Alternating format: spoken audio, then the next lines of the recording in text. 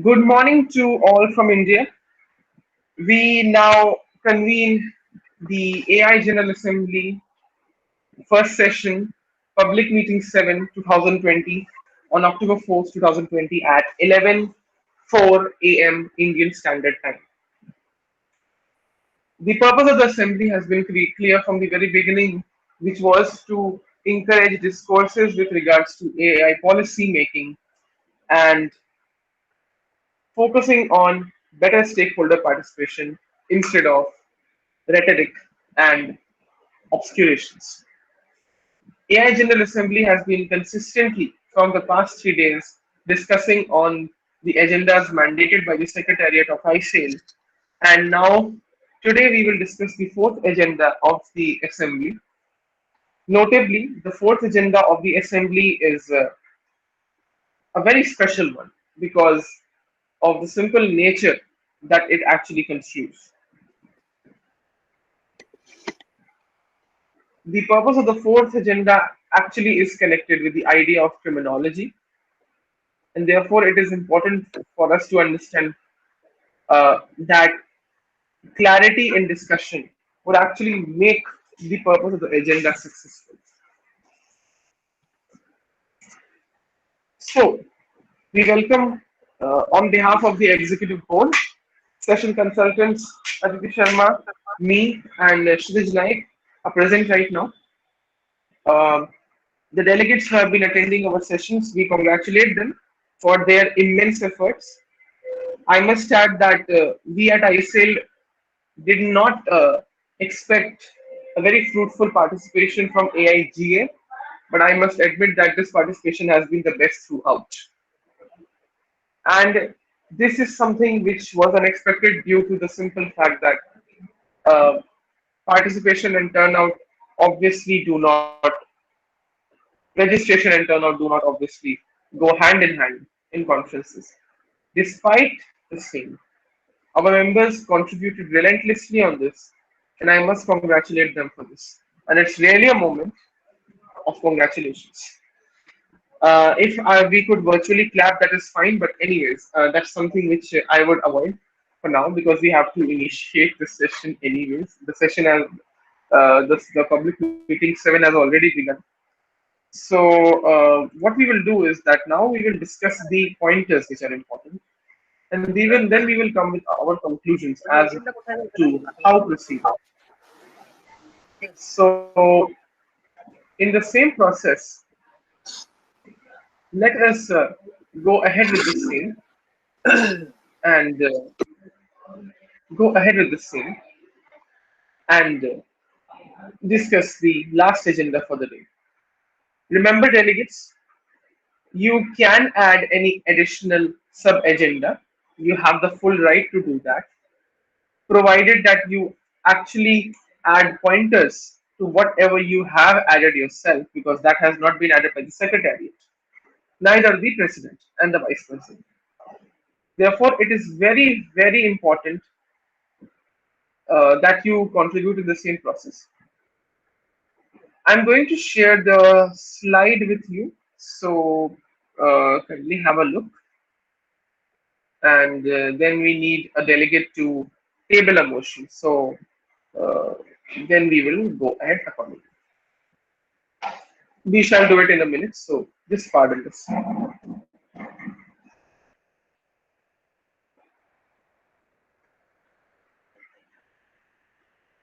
I hope everybody can see the screen now. So we have to discuss the last agenda. I would humbly request session consultants to take a screenshot of the same from their side. So, delegates, I would like to confirm these are the four sub-agendas we have to discuss within the agenda, that is the role or and framework of plurilateralism, not multilateralism, plurilateralism in AI-enabled crimes in judicial governance. So, which one should be discussed first? A quick question to everybody.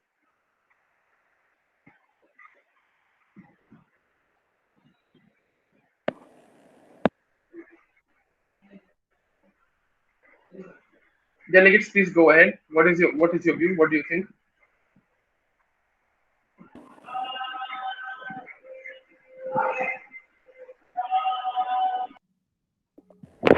Transformation of natural justice principles and their usage vis-a-vis AI.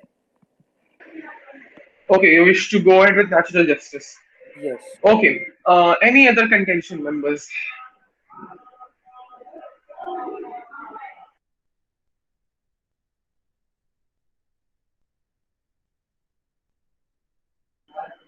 Okay. So in that case, the delegate has to table the motion. Dave, I would request you to table the motion since no concessions are there and no concurrence has been registered so far. So please table your motion. Go ahead. Okay. Am I audible? Yes. So, with regards to the fourth agenda that we have today, that is the role and framework of plurilateralism in AI-enabled crimes and judicial governance. I, delegate, would like to propose the first sub-agenda, that is transformation of natural justice principles and their usage vis-a-vis AI. Since the creation of AI machines and their use in the society has a huge impact on laws, whether they are criminal laws or civil laws. And the entire history of human laws has been built around the assumption that people and not robots make decisions. In a society which is increasingly complicated and important decisions are being handed over to algorithms, there is the risk that legal frameworks we have for liability will be insufficient. Arguably, the most important near term legal question which is associated with AI is who or what should be liable for tortious, criminal, and contractual misconduct involving AI and under what conditions. Thank you.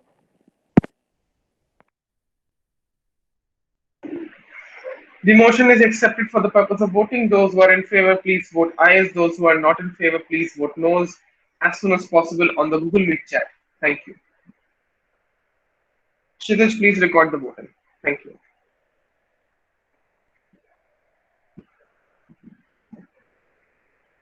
5 ayes. Everybody has to vote. 5 I prefer.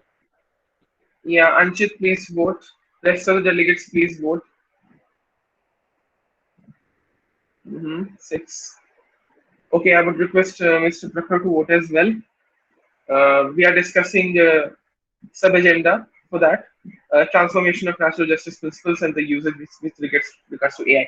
So, Kshitij, I think it's absolute majority, right? Yes, it is. No no's. Okay. 8 is to 0 and interise. The motion successfully passes. Apologies from my Indian parliamentary language. Just a joke. So I think interise is done in Lok Sabha. The speaker usually does it.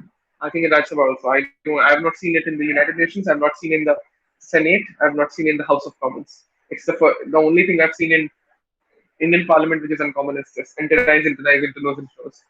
So and that is also I think on the basis of the noise that okay, those who shout I is more, those who shout no is more. Only for procedural voting. Therefore, let us go ahead with this. So, in the due process, I would request Anchit to be the first speaker. Anchit, you have 5 minutes from now on. You have to discuss the context of the agenda, sub-agenda itself, which has been decided now. And here you go. So whenever you're ready, let us know, and we will start the timer.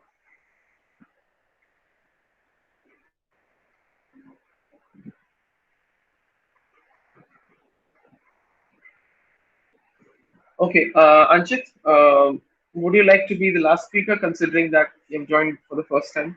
Likewise, just asking.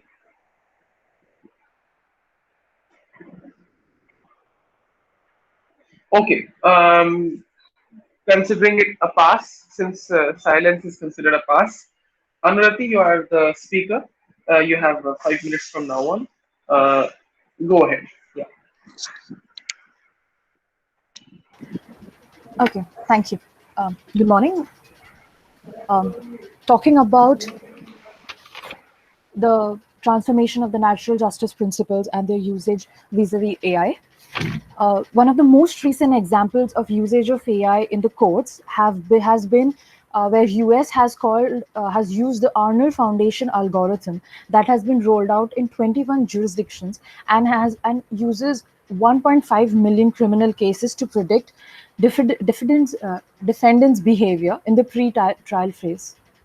However, the issues over here are that even though the study showed that AI could predict a suspect's behavior better than a judge, it does not take into account as many parameters as a judge does. Also, there might be additional facts of the case which are unique and go beyond these parameters. Another important aspect is that of labeling, or that would also constitute as bias. Uh, the present data that will be there will be based on the when it comes to behavior of the defendants. So present data that will be there will be based on who have only been released, which to a extent is limited. Also, this brings about the bigger questions as to what are our goals when we talk about judiciary and we talk about courts. Would it be decreasing the crime with AR, or would it be the fairness of the procedure? Because these are really important aspects that we need to look into. Also, talking about this, there will come a time when AI, and with the introduction of AI, it will challenge our fundamentals of our fundamentals of the subject, and will question uh, some of the basic things that we as humans take into account when talking about legal issues. Um, as for the natural principles of justice, bias will be something which is going to exist, since we are going to be putting in data via algorithms. There will exist a bias, because uh, there will exist a bias, be it via discrimination basis, on the basis of inequality. There will exist a bias which will be very difficult to eliminate. Transparency is something which will also be another issue, as it has been seen that there will to talk about the algorithm that is used in the that goes in the process. It is difficult to showcase or bring this process out, and this lacks transparency. uh, there's a famous case of Loomis versus Wisconsin from 2016. When a high-tech tool offers a recommendation, it becomes extremely burdensome for a human decision maker to refute such a recommendation. Is what was one of the key things that was seen in the case. The case was about Mr. Loomis, who was held on the charges, or who was not given parole on the charges that the AI um, predicted that he is a frequent offender and will therefore create therefore not should not be allowed to should not be given parole. So another case in relation to that was the Canis versus Walls 2017 case, in which it was held that the case should have been Mr. Loomis should have been given the LSRI assessment, which was the assessment of the AI, which was the court's basis, since this gave him the opportunity to challenge the accuracy of the information that the court relied upon. So therefore, these aspects are important, and these are what forms the principles of natural justice, and are important to to the legal system, and must be taken into account. Uh, yes, thank you.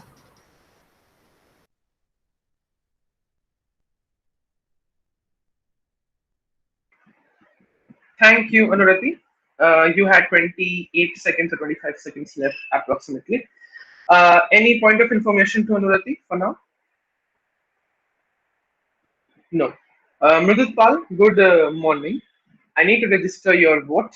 So, are you present or present in voting? Present in voting, sir. Thank you so much. Thank you so much. Okay, let us get ahead. Uh, So yeah, the next delegate is Mr. Dev. Mr. Dev, you have 5 minutes. Thank you.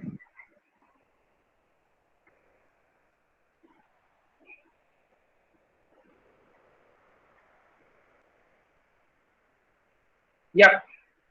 Is there any network issue there? Yeah.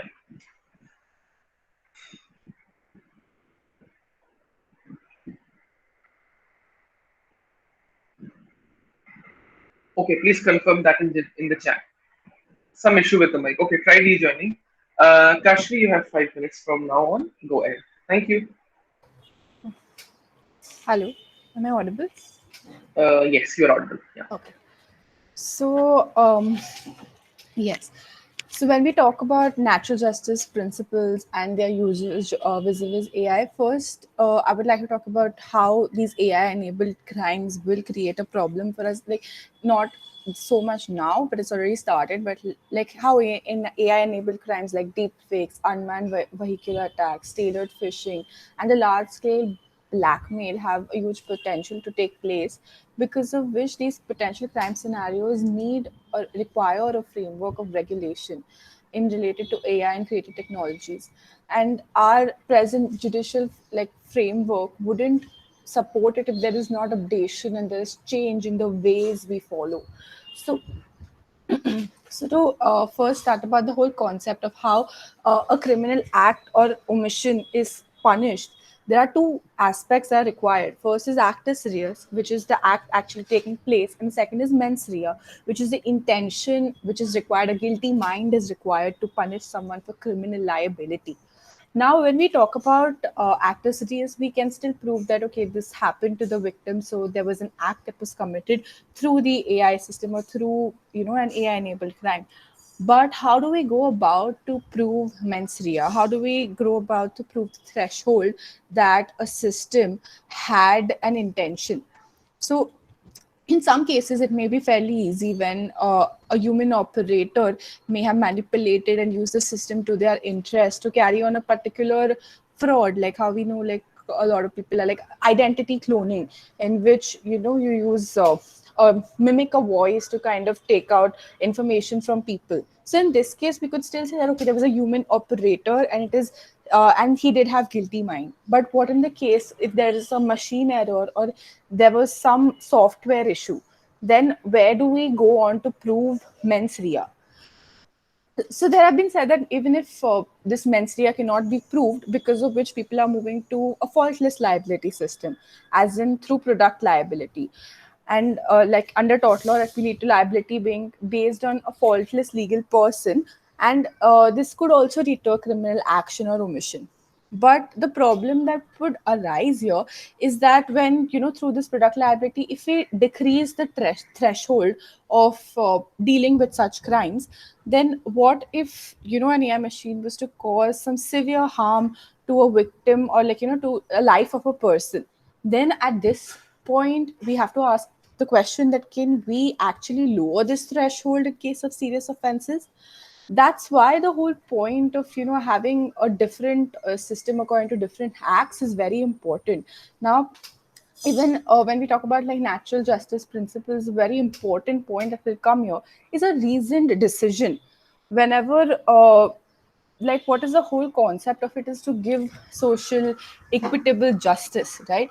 So when we talk about social equitable justice and a recent decision being given by judicial actors, how will they give a reasoned decision when there are so many loopholes, or when there is not a, like there is no proper liability framework, and secondly there is the intention of the entire act could at some places be missing altogether. So then what threshold, what parameter will they follow? So even if you say that okay, there's a strict liability framework in case serious crimes have been committed, then in that case this has to be foreseen by the legislators, that when should even a strict liability framework be awarded. So if it is something that is crime which is going to affect human life, yes, award a strict liability framework, but still maybe we need to like couple it with joint liability doctrines. where liability, because of the complicated nature of AI systems, mainly that they are developed in stages over with so many operating people, it would not exactly be fair to place liability on one person. It would not exactly be a reasoned decision.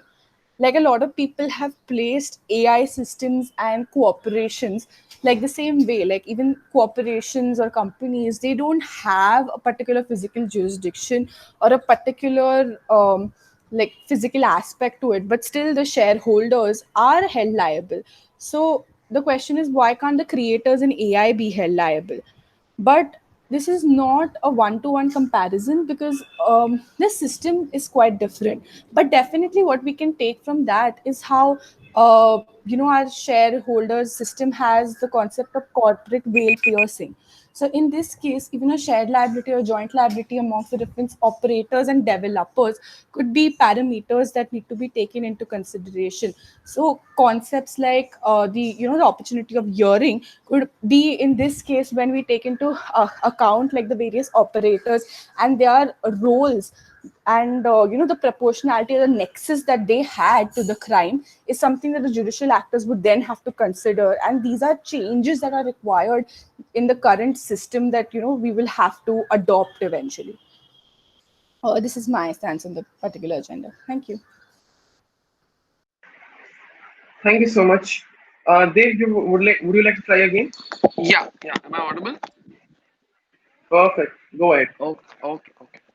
So, artificial intelligence is something which is certainly reaching its zenith, and whether in the form of remote sensing technologies or applications, now the creation of AI machines have a huge impact on number of activities. Now taking into consideration natural justice principles and laws. Now, I would like to firstly focus on criminal laws. So now, crime consists of two elements: a voluntary act or omission, that is actus reus, and an intention to commit a crime, that is mens rea. Now, if robots were shown to have sufficient awareness, then they could be liable as direct perpetrators of criminal offenses, or perhaps they could be deemed to be regarded as responsible for crimes of negligence. Now, if we admit that robots have a mind of their own, which is endowed with human like free will, autonomy, or moral sense, then our whole legal system would have to be drastically amended. Although this is possible, it is not likely to be happening in the near future. Like, it would take time. Nevertheless, robots may affect criminal laws in more subtle ways. Now, when we talk about the liabilities arising from the acts undertaken by robots, the increasing delegation of decision making to AI will also have impact on many areas of law for which mens rea or intention is required for a crime to have been committed.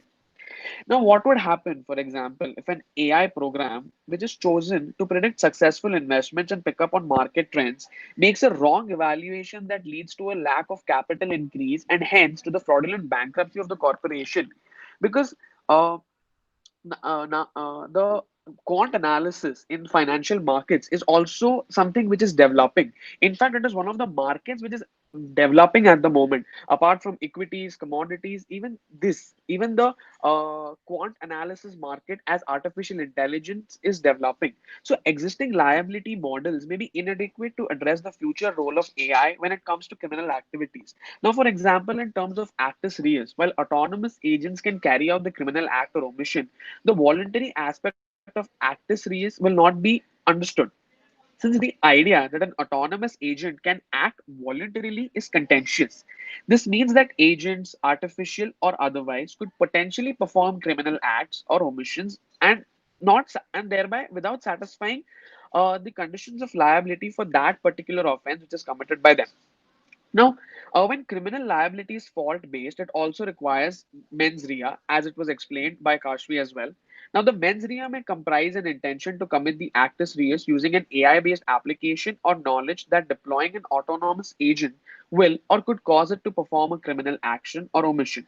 However, there are many cases, or in some cases, the complexity of the autonomous agent's programming could make it possible that the designer, developer would neither know or nor be able to predict the AI's criminal act or omission, or how the machine is learning and committing a particular act. So this provides a great incentive for human agents to avoid finding out what precisely the machine learning system is doing, since the less the human agents know, the more they will be able to deny liability for both these reasons. Now, the actions of autonomous robots could also lead to a situation wherein a human could manifest the mens rea and the robot commits the actus reus, thereby splintering the components of a crime. Now, alternatively, legislators could define criminal liability without a fault requirement. Now, this would result in a liability being assigned to the person who deployed the AI, regardless of whether they knew about it or could predict the illegal behavior. Now, faultless liability is increasingly used for product liability when we talk about tort law. For example, in the pharmaceutical sector or in the consumer goods sector. However, mens rea with intent or knowledge is important, and we cannot simply abandon the key requirements of criminal liability in the face of difficulty in proving it. Now, I would like to contend a definition which I came across during my research, which was provided by Hallowey. He contended on how AI actions may be reviewed under criminal law. Now, according to Hallowey, the legal models could be split into three scenarios, that is, perpetrator via another. So let's say if an offense is committed by an entity that lacks the mental capacity for mens rea, for instance, a child or an animal or a mentally deficient person, and then they are deemed as an innocent agent. However, if this innocent agent was instructed by another to commit the crime, then the instructor is criminally held liable. Now, under this model, an AI may be held to be an innocent agent with either the software programmer or user filling the role of perpetrator via agent. The next point is natural or probable consequence. Now, this relates to the accomplices of a criminal action. If no conspiracy can be proven, an accomplice may still be held legally liable if the perpetrator's acts were natural or a probable consequence of a scheme which was encouraged or aided by an accomplice. This scenario may hold when an AI was designed specifically for a good purpose, however, it is misappropriated and commits a crime. For instance, a factory line robot may injure a nearby worker, thereby erroneously considering a threat to the programmed mission. Now, apart from this, lastly, I would like to focus upon the how privacy and security is of utmost importance, and there are innumerable legal challenges faced by artificial intelligence. So in India, if we talk about India, the public and the private sectors have failed to pay due attention or due regards to the interest of the citizen in the cyberspace, and thereby it is violating the provisions of the constitutions enumerated under article 14, 15, 19, and 21. However, it does not affect a number of people negatively in a physical sense when it comes to the understanding of these rights. Nevertheless, there are innumerable ethical implications, and these implications need to be adequately adjudged while dealing with human machine interactions. Yeah, that's it. That's all I would like to say. Thank you. Thank you so much. Any point of information for Dave? Okay. Thank you so much. So now I would request Mridutpal. Mridutpal, you have 5 minutes. Go ahead.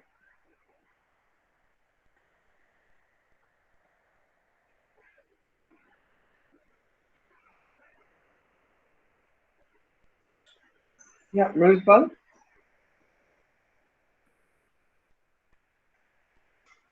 Assuming there are network issues, Mridutpal, yes, you can speak later. Mr. Prakhar, you have 5 minutes. Go ahead. Yeah.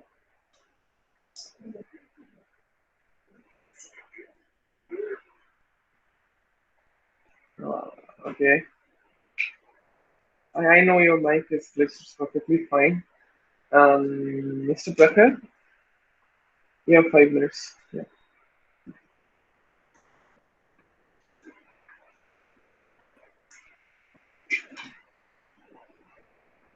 At least some response is necessary to understand if you're interested to speak. Otherwise, I can go ahead with Prantik and then I can call you and Pal in the end with Anjit. Okay. Prantik, you have 5 minutes. Go ahead. Thank you, everyone. So, when we're talking about natural law and artificial intelligence, so first of all,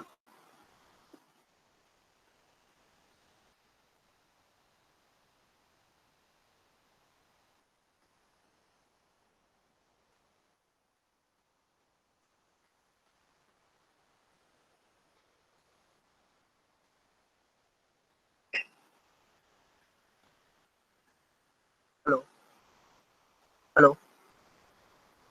Yes, go ahead. It's already elapsing. Go ahead. Yes, go ahead. I guess that there was some network issue in between. I guess that's why. Just 1 minute. I'm restarting it. Yeah, yeah, please.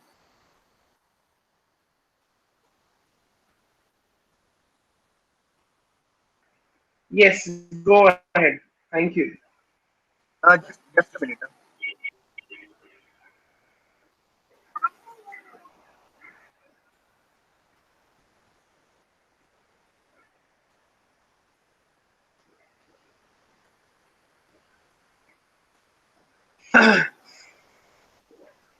Okay.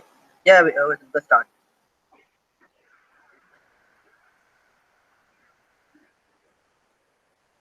So, like when we talk about national law and artificial intelligence, first of all, like I guess we have to in particular have to answer answer national law and its order and behavior towards the natural artificial intelligence in our society. So, as you all know, that artificial intelligence has moved forward at such a dizzying pace that it is pushing us towards the bold new frontiers of imagination and innovation. So, like when I make this statement, it is not based on some theory or ideology, but beyond a reasonable doubt. So, when I say that, uh, like I like I can give some illustration with regard to that. So, the integration of artificial intelligence has made life better for countless of individuals and for like across all pieces of society. We are experiencing a transformation that echoes the great industrial revolution of history. So,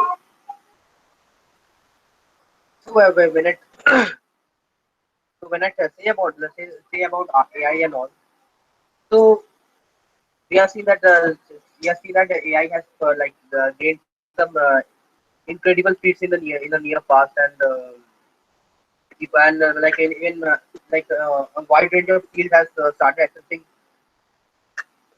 AI as a very viable tool for operation. So, when, like when we are talking comparing natural law and AI, so yeah, yes, we have witnessed AI biases and all, but we have to still consider we can still consider the positive aspects of AI which AI has brought with itself.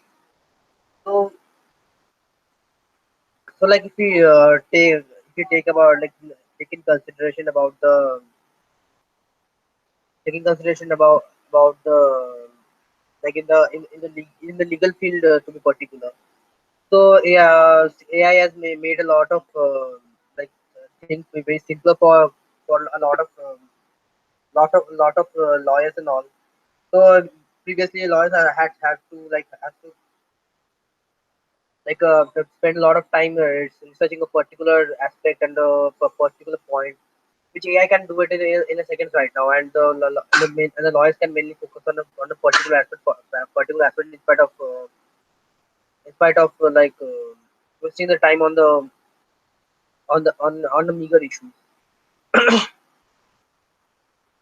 So if you like if you like if you like further say if we further talk about about AI being used in the court of laws and all. So yeah, I've like also previously talked about like how AI bias is prevailed at a court proceeding in US and which actually didn't go well, and it was subsequently uh, banned from using it further.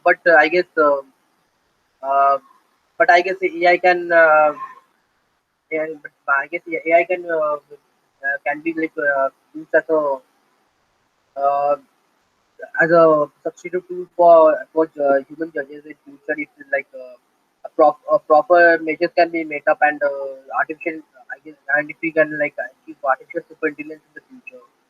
I guess maybe that might come up with it. So for now, what whatever it is, like the principle natural justice and the principle natural justice and natural law and AI does go hand in hand to some extent, but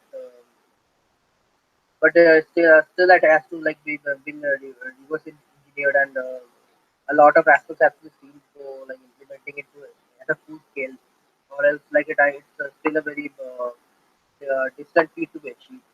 Thank you.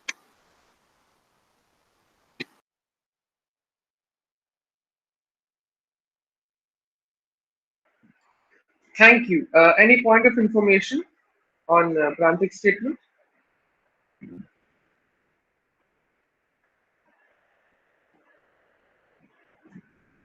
Okay, Kshitij, I would request you to handle this further. I will handle the timer. Please, thank you so much.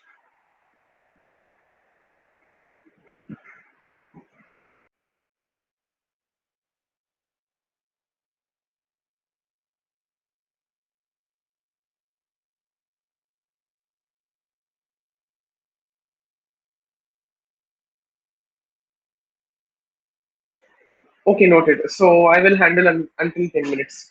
So let me confirm.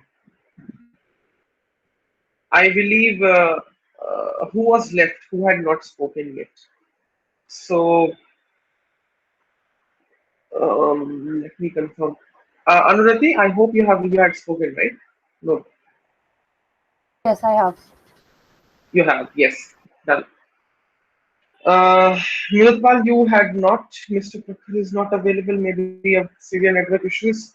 So considering that Sanad is the next speaker, so Mridpal, we will take you with Anchit only. So Sanad, you have 5 minutes. Go ahead. Thank you.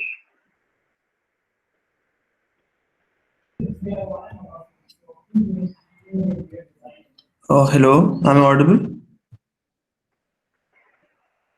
Yes, yes. In modern legal systems, criminal provisions consist of rules, accomplishments, or omissions that are accompanied by certain mental states, usually intentional recklessness or negligence.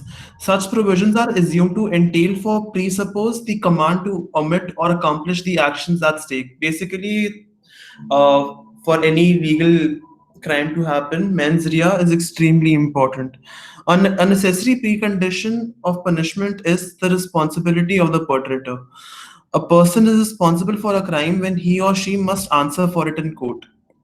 It is usually assumed that responsibility depends on certain cognitive capacities which are best understood as a matter of reason, responsiveness.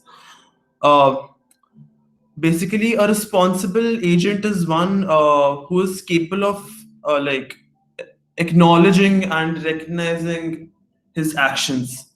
This capacity covers both the epistemological reasons and the practical reasons for actions. Uh, for instance, responsibility depends on the action being determined by the agent's own control. Uh, Control is realized when two conditions are met. The digital mechanism leading up to criminal behavior should be should be responsive, and there should be the agent's own will attached to it. The first condition for responsiveness requires the agent to act according to a decision making rationale. That in presence of strong reasons to act recognizes these reasons and brings the agent to perform the action in a sufficiently broad range of circumstances. So basically, AI can essentially be only held liable to commit a crime when AI will have its own separate conscience, and that will only take place when we develop the artificial general intelligence.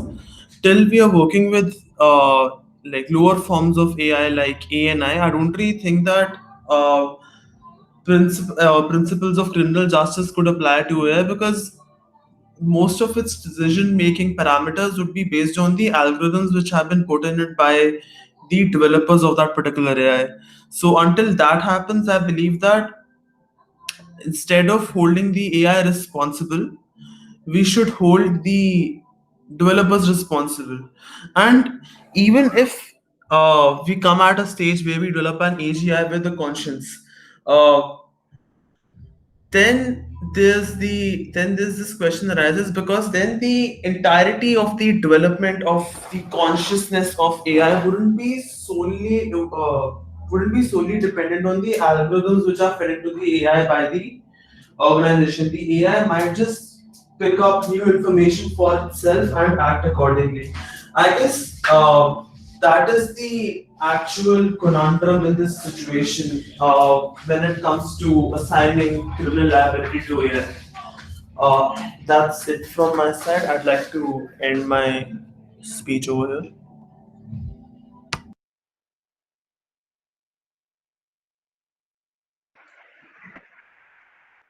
Thank you so much. Okay, Francis, noted. Um, Thank you so much, Sanat. Any point of information to Sanat? Yeah.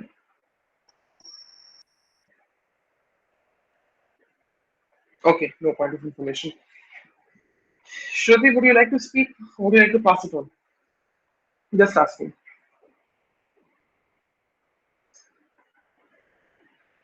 You would like to pass it on. Okay, no issues. Mudpal, you have 5 minutes. Go ahead. Yeah.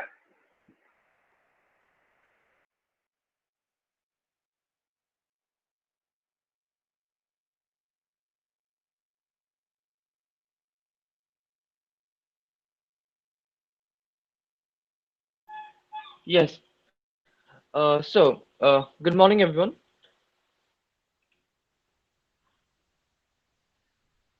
Far as the transformation of laws of natural justice are concerned with respect to AI, in my opinion, there should rather not be a transformation. There should actually be a specific statute and specific provisions made for cases that shall come to light in the future, when perhaps AI as a commodity shall be commercialized or shall be deployed in a much more broad manner. So, anyway, in English law, the natural justice is a technical terminology. It requires two essentials. The first one being the rule against bias, that is nemo judex in causa sua, which roughly translates to no one shall be a judge in his own cause. And audi alteram partem, that is a right to a fair hearing. That means both sides have to be heard. Now, the right to a fair hearing demands that a judge be there to govern and decide over a certain case, uh, and shall have to do so without being biased, while being indifferent uh, altogether. So, in this case, and rather the more important one here is the doctrine of audio alterum partem. That is, there needs to be representation for an AI. Now, an AI is something whose mens rea we cannot decide. We cannot discern the mens rea of the AI. I don't know how we could possibly prove it. I Maybe we could go deep into the algorithm and trace the roots of the algorithm to discern what the AI thought and what perhaps his conclusions or observations were, which drew him or her or it rather to what it did. Now, that is still not a concrete concept. We might as well be wrong. And what is the worst that can happen to a AI? It can get dismantled or decommissioned. There is nothing more than that. But when talking about something that is equivalent to, let's say, a loss of life, simple decommissioning or dismantling of a machine, rather, would not be, I think, justice, would really not be justice at all. And so, the transformation in the rule of natural justice is not something that needs to be done. What needs to be done is propagation of a separate natural justice regime for artificial intelligence as a whole.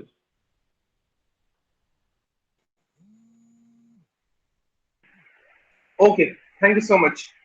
Any point of information to Mudpal? Thank you. Okay. Mm. Anshit, would you like to contribute or would you like to take time? We have already sent you the link. You can draft your points in the report. Okay. Please mention yourself in the section where it is written authored by. Do mention your name. Okay. It will be helpful.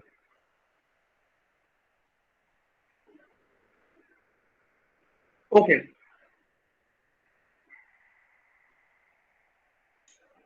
Please use the drive link. Do not send us an alternative. Do fill that only. Please fill that only. Don't mail us any alternative. That is humbly requested.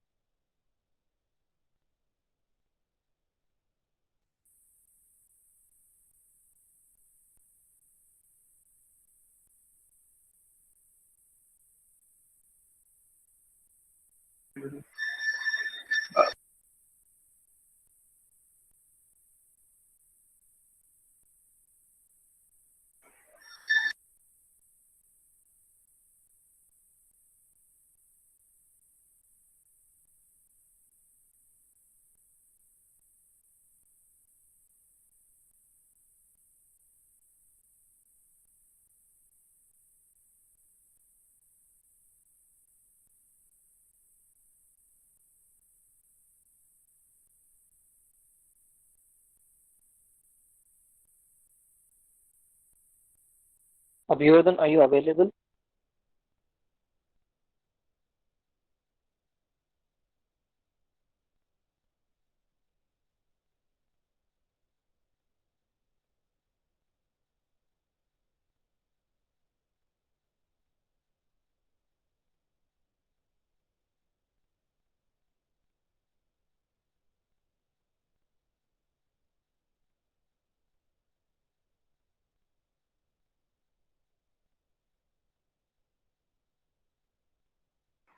Yes. Okay. So let's discuss. Summer, we are discussing the last agenda, which is the role and framework of plurilateralism and AI-enabled crimes in judicial governance. Okay, so the sub-agenda that we are discussing is actually we have discussed is transformation of natural justice principles and their usage vis-a-vis AI. So everybody, don't mail me anything as an alternative. Put that into the drive link which I've shared. I'm sharing the drive link again for convenience. Do not share me anything else. I will not accept it. You have to mention it on that document only. Mention your name as an author and then contribute. Okay. Mailing us is inconvenient because the report has to be published by 4:30 p.m. So voting will also happen. So consider that you have to do it now. If anyways you wish to send any position statement like this, something which is an individual opinion, then you can do it after the conference. But for the sake of the report, you can't. That's the thing. And in the resolution, you all have to work together. So that's the thing. With regards to those who are not able to join due to connectivity issues, we can connect with them through WhatsApp and we can ask their considerations. Okay, thank you so much. So let us discuss to pass a motion for the next sub-agenda. So the left sub-agendas are liability framework and jurisdictional competence in regards to AI and private international law, vertical hierarchies in judicial governance and the role of AI in those hierarchies, plurality of tribunal mechanisms and dealings. I would like to request the delegates which sub-agenda would you like to discuss? Thank you. Excuse me, sir, I have a question. Please ask. Uh, so, what is exactly meant by the third agenda under the heading? Vertical hierarchies in judicial governance and role of AI in those hierarchies. For example, when it comes to district courts, when it comes to civil courts, which means subordinate courts. Then you go to the level of NGT or high courts. Then you go to the level of the apex court. Then you go to the level of ICJ. Then you go to the level of ICC or any other jurisdictional court in any other country for that matter. So vertical hierarchies also have a very important role when it comes to judicial governance, because this agenda is not just on criminal law; it's also on the governance of the judiciary. So at different vertical hierarchies, AI's role can change. It can be limited as well as expanded accordingly. So this sub agenda is concerning that only. Yeah. Okay, sir. A delegate has to table a motion to discuss one sub agenda. Please do it. I would like to table the motion for discussing the liability and jurisdiction framework competencies.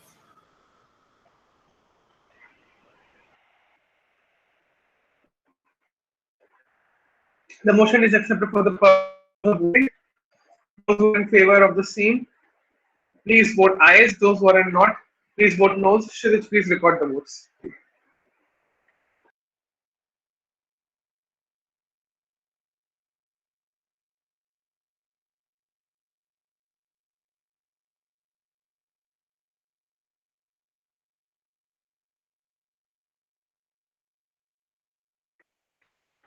The sub-agenda is liability framework and jurisdictional competence with regards to AI in private international law.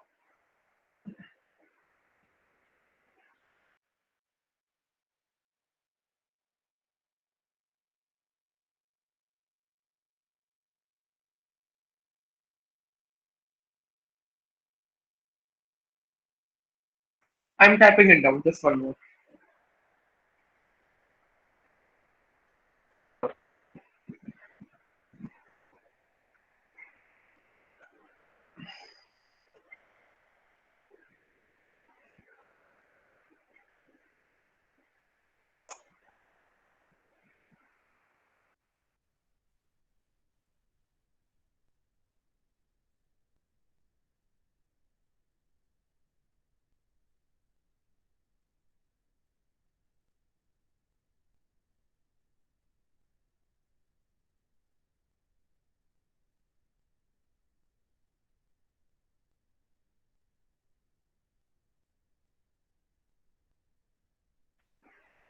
Okay, Kshitij, what is the result of the voting?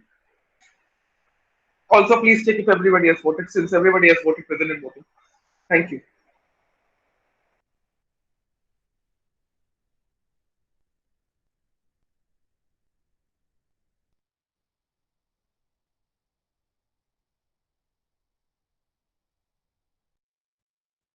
Think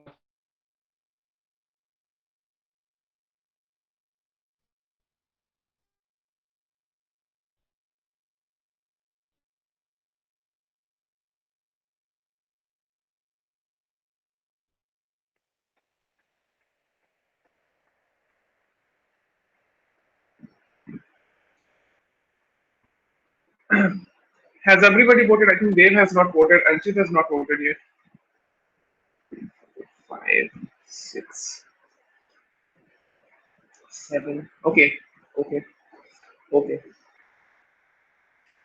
It's a majority. It's a majority. The vote successfully renders. Therefore, the motion passes. Thank you. We shall now discuss the sub-agenda entitled Liability Framework and Jurisdictional Competence with regards to AI in private international law. Thank you so much. The first speaker, Anchit, would you like to be the first speaker?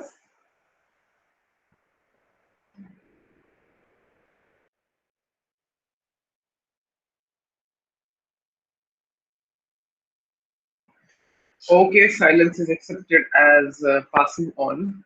So, Anurati, shall we start? 5 minutes? Yeah. Yes, definitely. Thank you.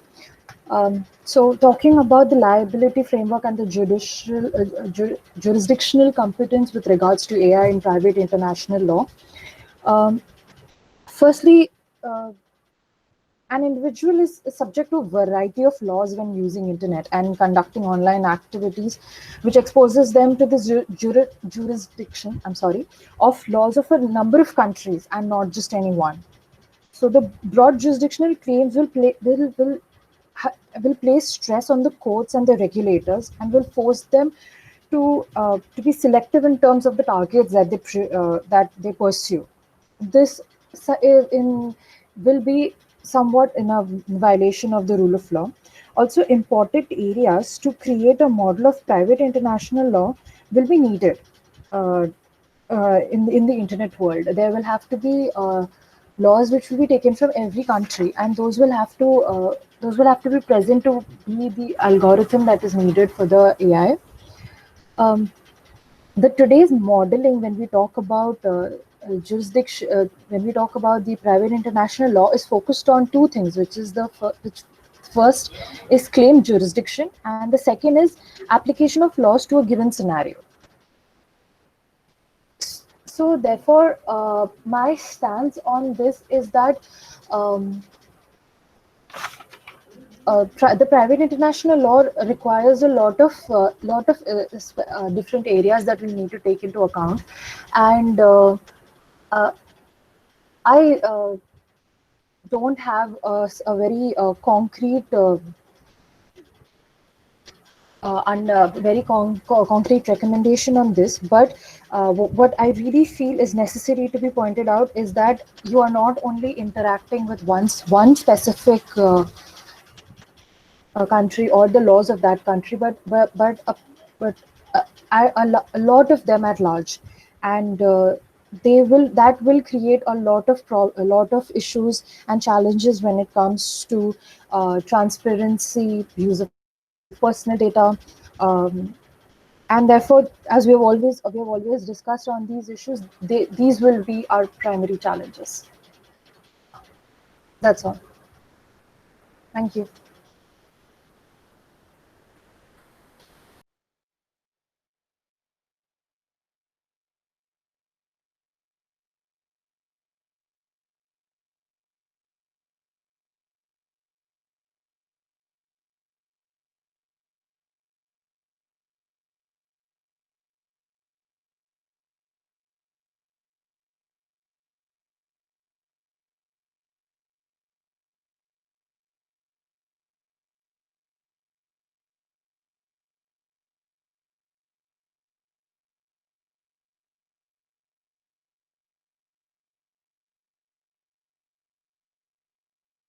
Anybody, does anybody have any point of information or anything to add to what Anuradhi just said?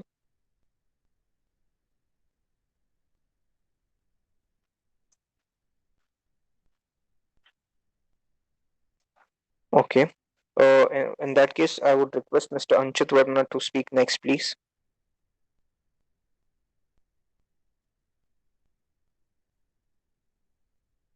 Mr. Anchit Verma, if you can hear us.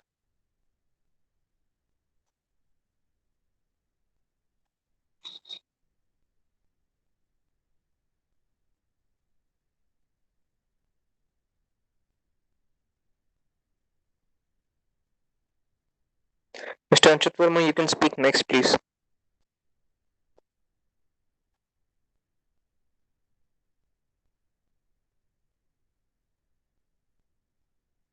Okay, all right. So Ms. Kashi Shetty, you can speak next, please. Then. Yes. Okay. So, talking about the liability framework and jurisdictional competencies with regards to AI in private international law, there are broad jurisdictional claims in this area, or because of the mere reason that internet has a global access and reach, and because of which players can be all over the world. And considering the potential that AI will create, even for criminal activities and criminal contenders, they would also to try to skip liability, would have a access, would carry on these criminal activities on a larger scope. Now, what specifically, like even now we're seeing the whole cyber crimes and cyber crimes convention coming up in regard to the internet, which could also to a certain extent apply to AI being in the same field. So what we are seeing is that nations are coming up with their own cyber crimes and cyber jurisdiction laws to kind of govern it, or to see that where they stand in this scenario. like um, like a difference in their laws, like we can see, is basically, suppose if I take the example of Malaysia. Malaysia has a law wherein, people, whether in or outside Malaysia, would be carried on within the jurisdiction of the cyber crime if it is carried on against their against a person, against their national person, whatever the nationality of the other person being. Whereas if you take an example of Kenya, the jurisdiction is like Kenya also has the same jurisdiction. But whereas if you take the example of Tanzania, then it requires that the act might have occurred within the territory, or at least partially like in the territory of Tanzania. So the difference basically in this jurisdiction of like various laws is based on nationality, location of the offenders, victims, and the impact that the cybercrime had. Now, when these national laws are like strengthened, at least they cover a large part of the area where where crimes that are carried on, if their AI crimes are carried on, there will not be a gray area. Like at least those crimes are covered. So that's why nations have to work in such an area that they protect their citizens and have stronger cyber laws. Now, even despite of this, there will be a loophole, considering that there can be hyper regulation cases where more than one country citizens or people are affected. So like a lot of is the social media crimes that happen, like on Twitter, LinkedIn, Facebook. There was a study that I read, like people taking information through these websites and making friends through it. Like they had a 56% rate of like acceptance, even like through these anonymous AI bots. So such things happening at a large scale would then involve a broad range of players from different countries. Then what would we do? Then how would we assume jurisdiction for such a regulation?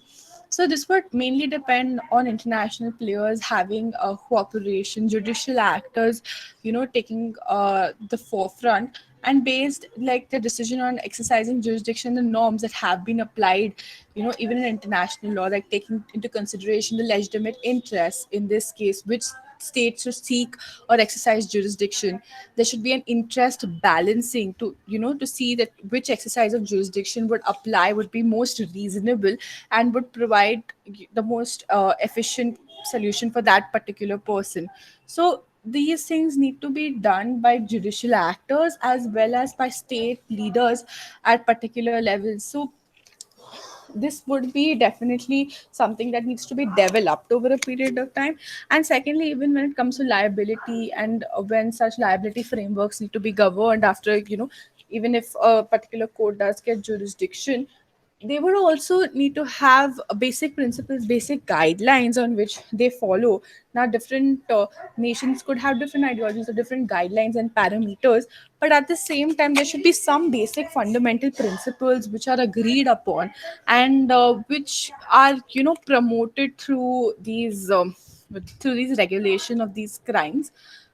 This is what would help a more holistic purpose of regulation, while we have nations as well as like particular nation as well as an international perspective in the mind. Okay, this would be my stance on the sub agenda. Thank you.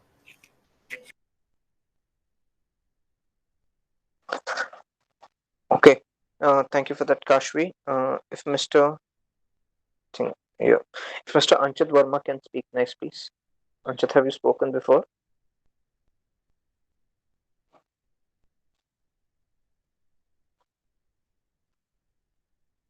Anchit?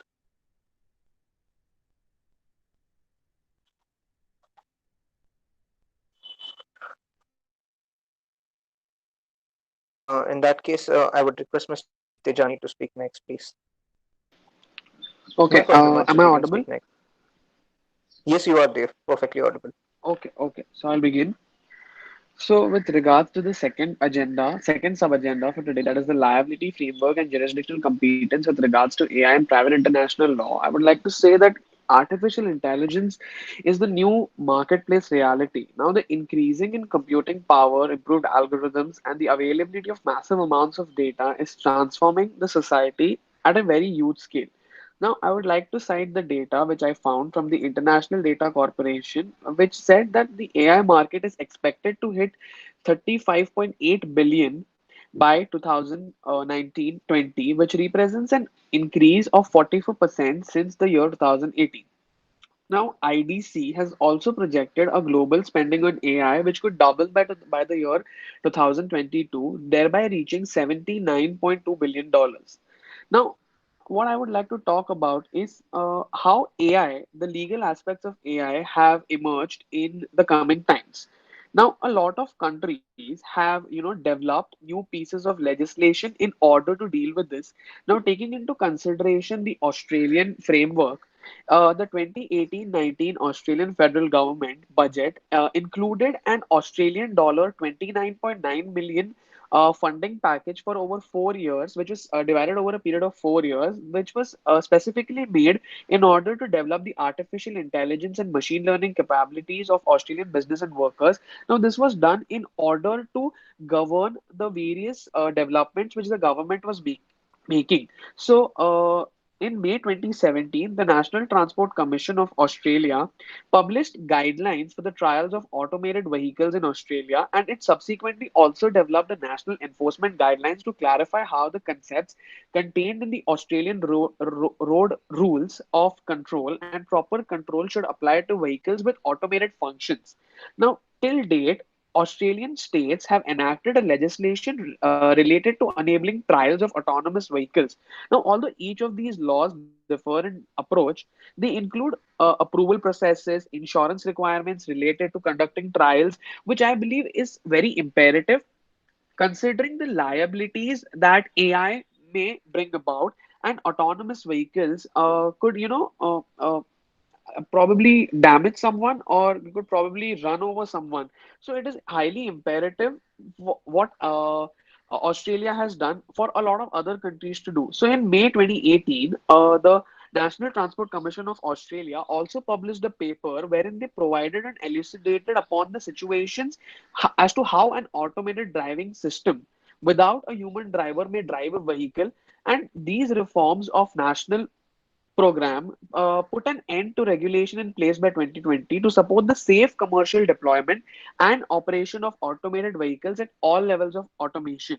Similarly, they have also developed an act. The Senate Foreign Affairs, Defense and Trade Committee of the Australian Defence Force have also undertaken and decided to make laws which could deal with autonomous weapon systems. Now, moving on, I would like to focus on what China is doing. Now, China's State Council has released the next generation of artificial intelligence development plan. Now, this development plan sets forth long-term strategic goals for AI development in China, concluding in 2030. It contains guarantee measures such as deploying a regulatory system, thereby strengthening the intellectual property protection and promoting AI development. So, even China is providing, developing a regulatory and ethical framework, and these measures are taken in order to strengthen the research on the legal and ethical and social issues related to AI, thereby establishing a solid piece or a robust piece of legislation or ethical framework which would ensure the healthy development of AI in that particular company, taking into considerations the various liabilities that may arise due to the advancements in the development of AI. Apart from that, China has developed a 3-year action plan, wherein, according to the action plan, they are uh, planning on incorporating intelligent network vehicles, intelligent service robots, intelligent unmanned aerial vehicles, medical imaging when it comes to diagnosing health-related issues, video image identification systems, intelligent voice interactive systems, intelligent translation systems. Apart from that, it is also working on autonomous vehicles, and the Ministry of Public Security and the Ministry of Transport of China have jointly worked together in consonance with each other and issued a trial rules that provides ways for road testing of autonomous vehicles. Now, coming to India, according to a report which I came across, which was published by Niti Aayog.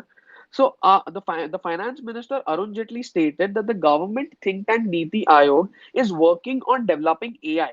India is still in its nascent stages when it comes to developing a proper strategical plan for AI.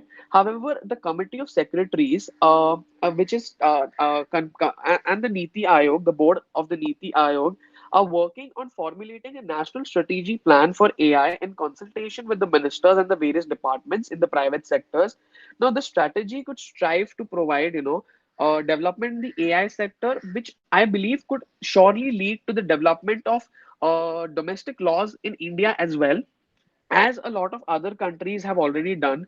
In the EU also, a lot of countries are regulating laws like uh, like in Germany. There are a set of laws which deal with automated vehicles, and which is called the German Traffic Act, which specifically imposes responsibility for managing an automated or a semi-automated vehicle on the owner, and envisages the partial involvement of the Federal Ministry of Transport and the digital infrastructure.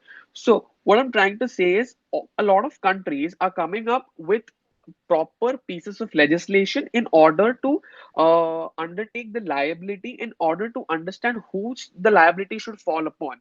So all of these laws are still in their nascent stages, and governments are working in order to understand the importance of AI and how it should cover the use of AI, the issues of liability, ethics, and provide a basic rule of conduct for developers, operators, manufacturers in the field of robotics. Yeah, that's all. That's all I would like to say on this sub agenda. Thank you. All right. Thanks for that, Dave. Anybody has any point of information or anything to add to what Dave just said? Okay. Anshit, is your mic working better now?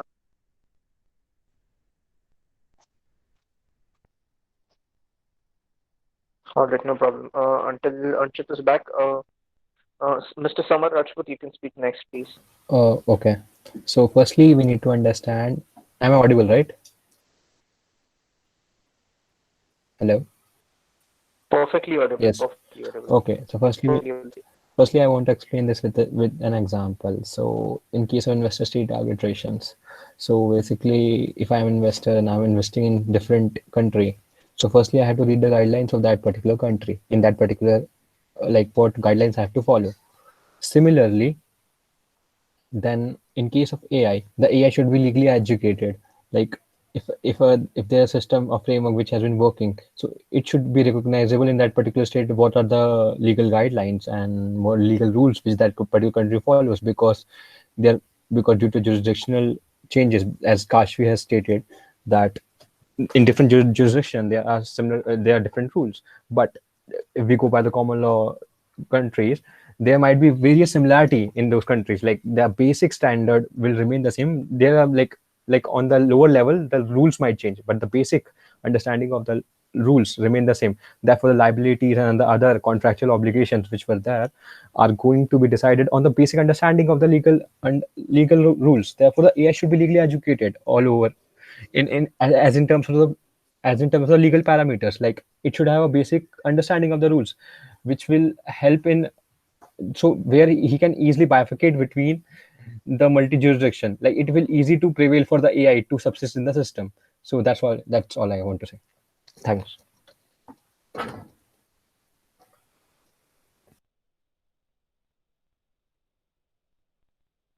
No problem, Anshit. Thank you for that, Samar. Ridutpal, are you able to speak now? Is your mic working? Yes, it is. Yes, you can speak next, please. Yes.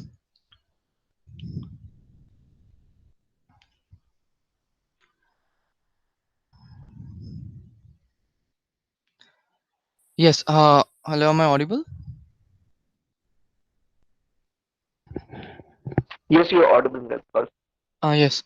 So I really don't have much to say on this sub agenda. But thing is, I'm putting out a question here that what about extradition? Like, if an AI, if an AI commits a crime, or rather is induced into committing a crime, or if there are certain terror attacks or certain terrorists use an AI to conduct certain cyber attacks, then what is the implication of it? Like, we cannot just ask someone to um, imprison the AI, right? Like, we can do in case of criminals who are human, we can imprison them. We can, if they are in some other country, we can ask for them to be transferred into to our country to further adjudicate on the proceedings and go ahead with the proceedings. But what about an AI? We cannot, like, we cannot just do anything. And what's the guarantee that the software for the AI, the original algorithm for the AI, is going to be transferred to the court of proceedings? What is the guarantee that a decoy won't be given to us for adjudicating? Like, we there are certain constraints that need to be understood very well, and we need to tread very carefully, because this is a very sensitive matter overall. And private international laws include municipal laws as well. So in a future where automated cars, self-driving cars are also already there, but more automated cars are present, and they might as well cause accidents. Which laws to govern them by? Like I said previously, we will be needing separate statutes, not just a transformation in natural justice. We will be needing separate statutes to govern such types of crimes that are caused by AIs or caused with the aid of AIs. Uh, Yeah, if I sure. may. Yeah. Okay. So like I will give you a bit like basic understanding. Like I'm like there are no rules as of now, but if we like go to the step by step. So firstly, if they are like in a like a nascent stages where the only the where AI does not have a free will, like it was controlled by algorithm and a system and the companies, correct?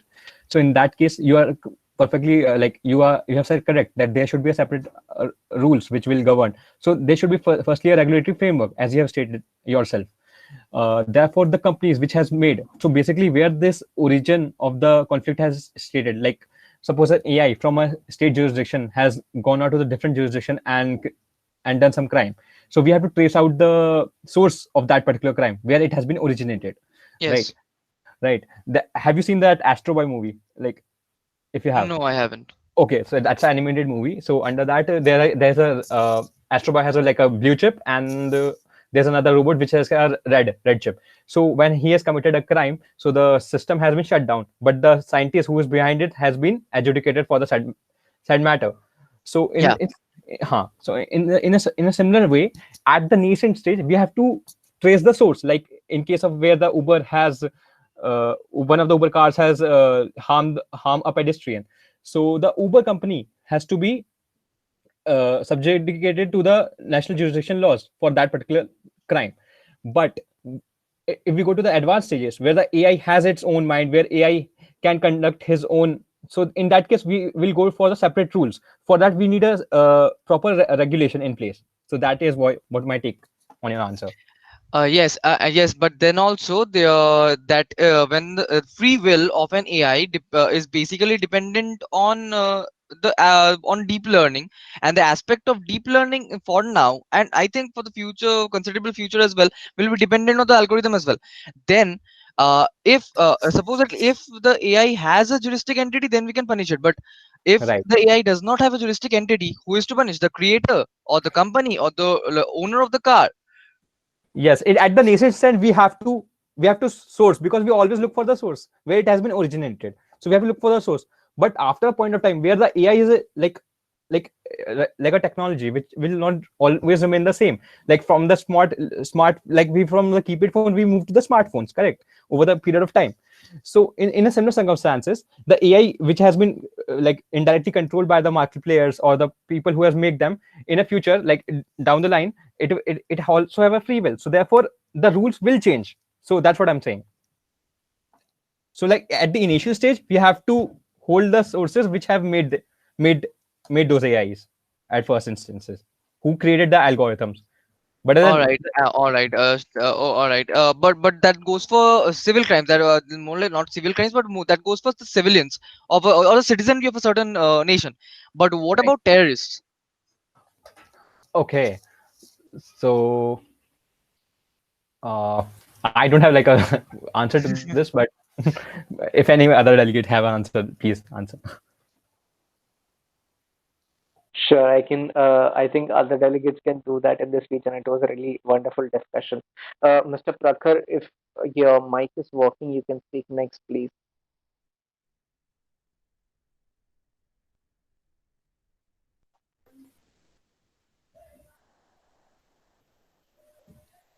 Mr. Prakhar.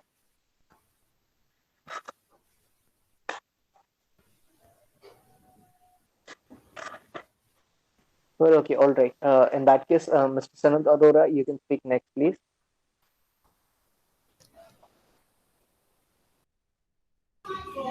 When it comes to the jurisdictional class with respect to AI and prior international law, I think that the already existing principles could apply to AI because let's suppose that if AI is recognized as a separate juristic entity, and like statutes are formed so that they can associate the liability of the AI developed by the company to the company itself. I don't really think that applying these same principles of conflict of laws that we apply to companies, uh, I mean, I don't really think that we would have any problem applying the same principles of a conflict of laws that we apply to already existing companies. Like with respect to even artificial general intelligence, I think instead of viewing the AI as a human, we should still view the AI as an algorithm. So basically, any algorithm or any machine developed is a reflection of the human intentions who have developed that particular system. So even though the decision taken by the said AI would be according to its own consciousness, it would still have been developed by some company or some person.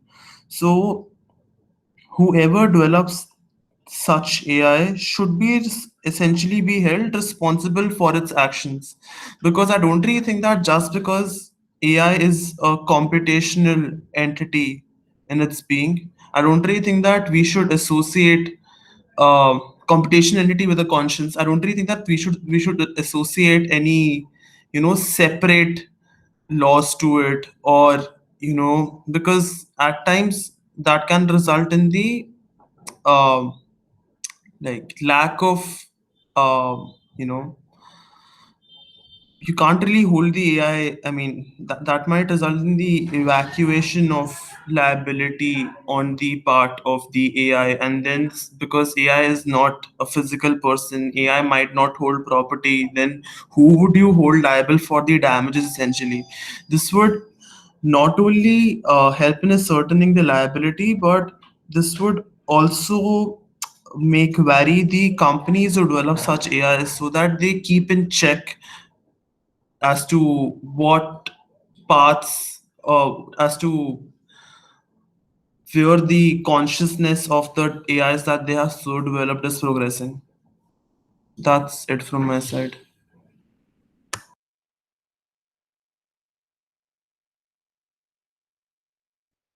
Okay, any point of information for Mr. Arora or anything to add to? As a section consultant, I would like to exercise my right to question.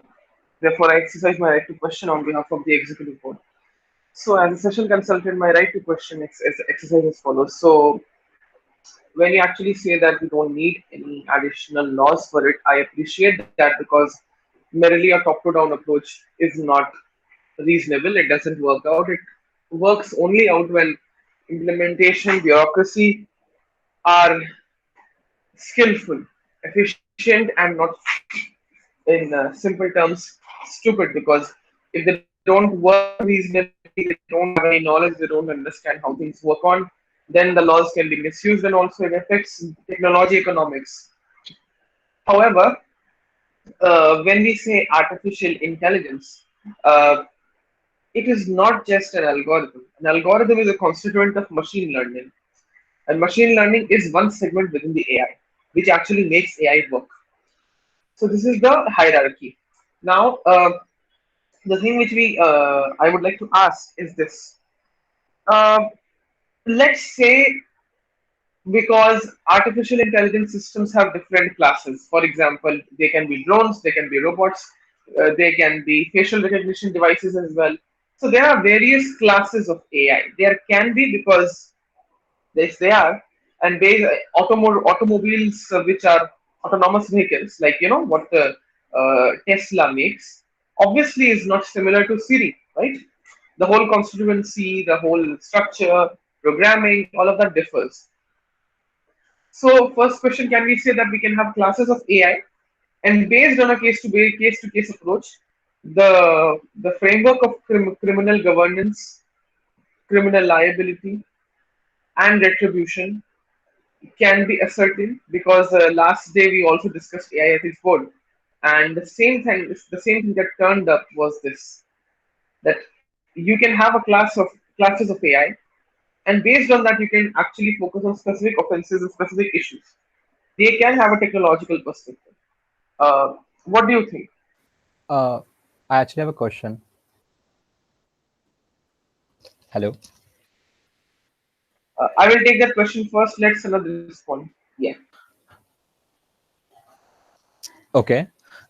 So what if in a like case of AI, like how will you uh, define the gravity of a crime? Like how will you like define in the case of classes of AI Both. and Okay. So Sanat adjudication first. as well? Okay. Great. Yes. So Sanad, you can respond both to our questions one by one. Go ahead. Yeah. Sir, I'm kind of confused. Can you repeat both the questions? I will repeat my question first. Respond that first. Someone will repeat afterwards. So my question is this. Okay. I explained the difference between algorithm, machine learning, and AI. Okay. Now what I'm trying to ask is this. For understanding the criminal offenses and understanding how criminal liability can be established, is it reasonable to say, it's just in suggestion, that artificial intelligence can be determined into its own classes, that okay, there are different kinds of AI systems, whether of any nature, and so forth. There can be certain public-private guidelines wherein foresight by government authorities is there on companies who are using these AI systems, whether facial recognition, whether drones, whether any, because AI systems actually are like the animal kingdom. They differ from a system to system, from predictive algorithms to facial recognition to whatnot. Therefore, even with regards to components, they can be that much different. In that case, how can criminal liability frameworks be established, at least on some suggested basis? What do you think? So, first of all, I do agree with your point that AI can be classified into different categories because an AI with a conscience and an AI which is the product of an algorithm is not the same. And in fact, the AI with a conscience would be at a way higher level than an AI which is just the algorithm. But when it comes to ascertaining liability, essentially what we're looking for is retribution and deterrence. Those are the two principles which are followed when it comes to ascertaining criminal liability. So I mean, when it comes to like what does the victim what does the victim expects, and what does the society expects. So if we just view AI as a computation entity with no form factor, and so it has a conscience, uh, and it has a conscience, it has done this thing on its own, like until unless they assign some like otherwise they need to assign some property to AI or some access to the AI. Okay, like if AI has violated so and so laws, the assets of the AI could be seized. There could be some monetary damage to the company. The AI itself could be shut down. There should be some major repercussions. There should be some major laws in place which penalize the said AI or the said company in case it violates any law, despite it being an AI with a conscience or just an algorithm. Basically, the moot point I'm coming over here is that somebody should be held liable, and since AI would essentially be just a computational entity, I guess the company behind it should bear the damages, no matter what the case, because we Okay. can't just let the company evade any form of liability if a product of their creation has committed a crime. Right. Okay. I don't disagree on the point that companies Computational analysis, should please. not evade it. Just 1 minute, Samad. I understand that companies should not evade. Obviously, they should not, because like we discussed yesterday on AI ethics board, the simple problem is that why AI ethics boards are being opposed. One of the biggest reasons is that when companies are doing this, they are actually manipulating the policy measures like the same way they try to do with privacy policy measures. However, the good thing is that with privacy policy measures, it's still two-dimensional, in GDPR or PDPB or anything. So you can actually, have a foresight to, make the companies accountable. For black box AI, yes, it's a general rule. Um, However, my question will be now transformed in this way. I think you really get that part. So, when you say consciousness of AI, because that's a very important question, I'm just asking in a comparative sense, so you can take it in a suggestive manner. The question is this: can an AI system, which is a robot which is handling, giving cold drinks and French fries and all that as a robotic waiter in a restaurant in some first world country like the United States or Australia, can it be compared with Google Translate, which is actually making mistakes in translation? Because there was one interesting case, although I disagree with that academically, because I believe that the way it was reported was unjust. The reporting was that when you translate the word, president or any other position like that, doctor, lawyer, and all that, and you need to find the female version of them. Then, in most of the non-English languages in Google Translate, there was some research by Algorithm Watch. It's true; they have posted on Twitter as well.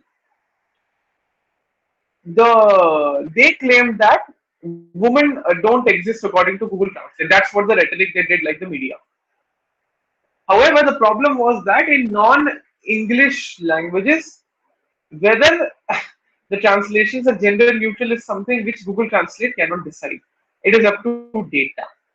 Now, one thing which you pointed out in your statement was, and I was going to ask, but I forgot, was about the intent of the person.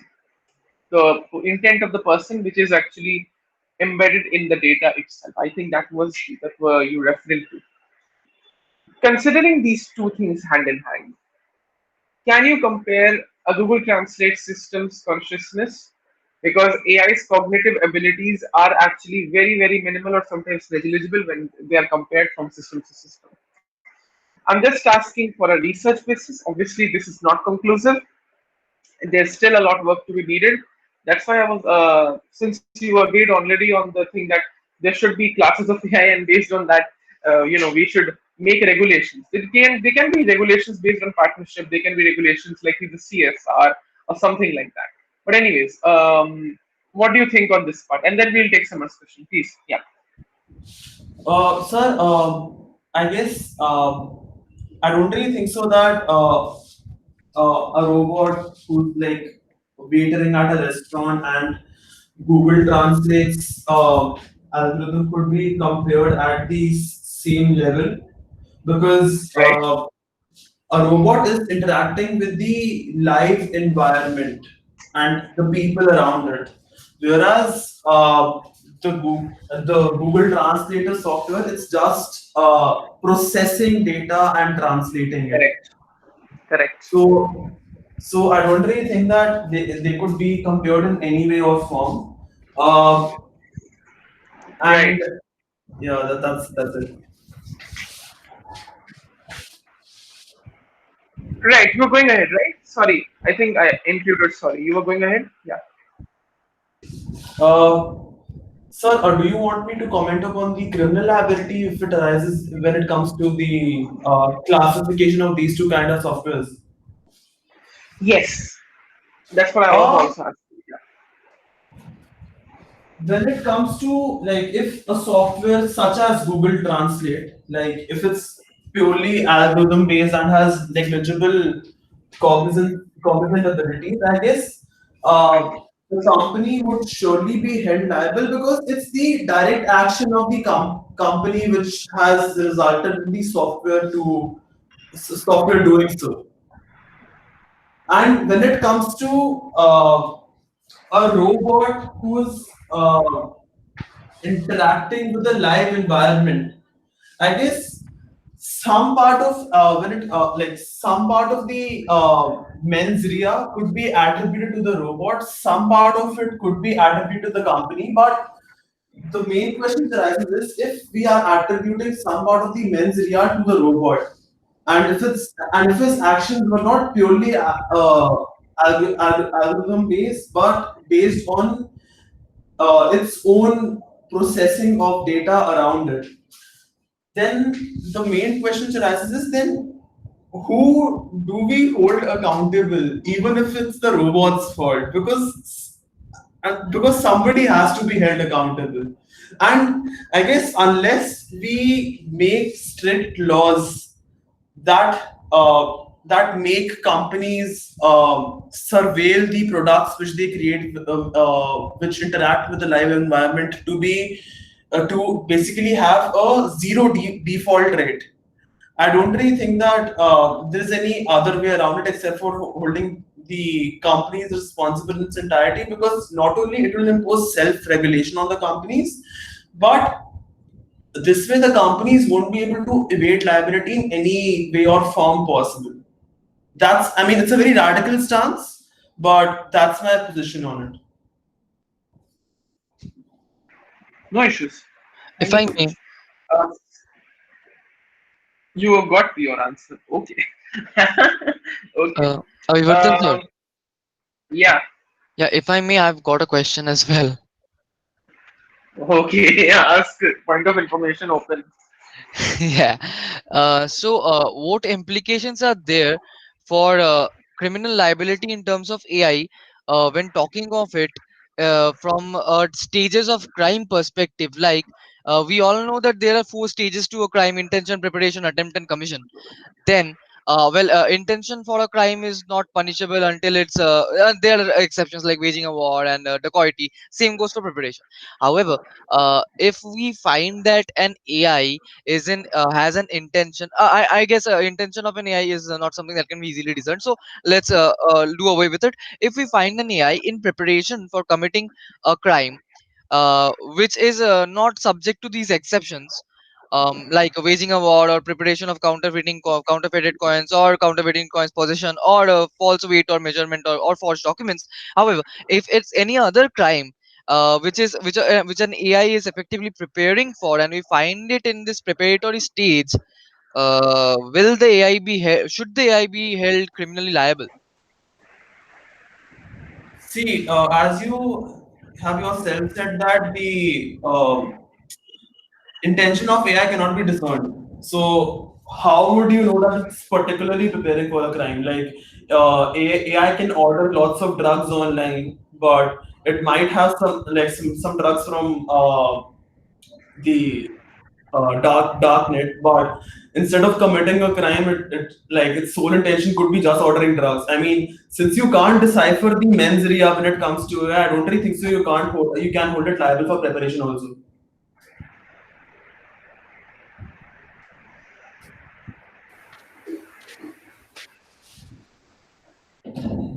Okay. Well, Interesting. uh, if I Somebody. may. Somebody. Please. Yeah. Yes, Uh, sir. if the intention cannot be established, then we can look at the conduct, like was the intent, like what was he's going to do with it, like he just order it, or like what is the next process, what is the next step he's going to do with it.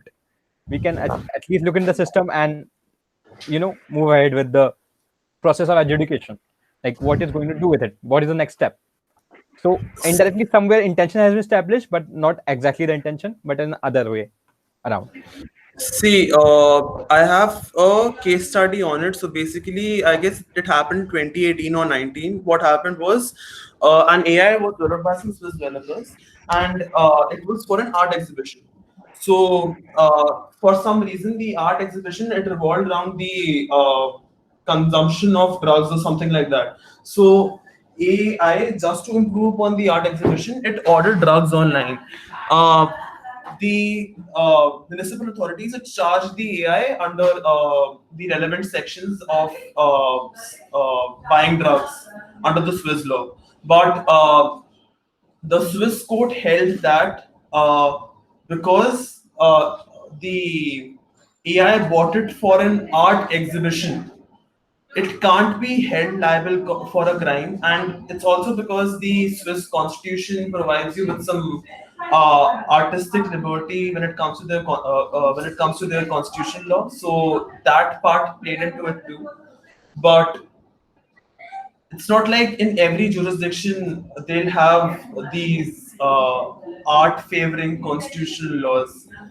And I guess in that case, the people who created the AI should be held liable, because essentially buying drugs for whatever reasons, it's like it should be a crime, and it is them who should have taught the AI or fed data into the AI so that it could have recognized that there are certain things which are beyond its limits.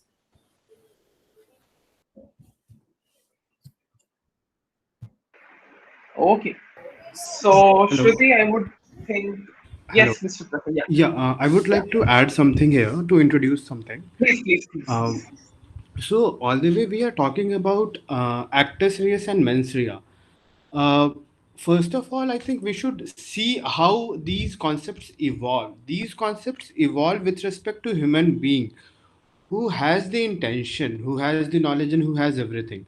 And AI doesn't have it. And so, will it be wise that we apply those laws which makes crime a crime, which is applicable to human being exactly in the same way to a robot? Uh, uh, why do we need to find a mens rea there? Because they are not human beings. Our law has evolved with respect to human. So why is it necessary that we first treat them as a human being and then only apply the criminal laws? Why can't we create criminal laws with respect to them and then apply them? Because in the human history, the AI was never expected, and the laws never expected something like AI. So as it is now, and it cannot be avoided by just saying that it should not be covered under crime. So maybe we should come up with a completely new legislation with completely new concepts of what constitutes a crime, and then we may apply it. And we can have two sets of laws, one which we already have with respect to human being, and other set for especially catering with the what AI is doing. So we might also think in this direction. I wanted to add something there. So I don't know about separate legislations, but definitely like separate concepts.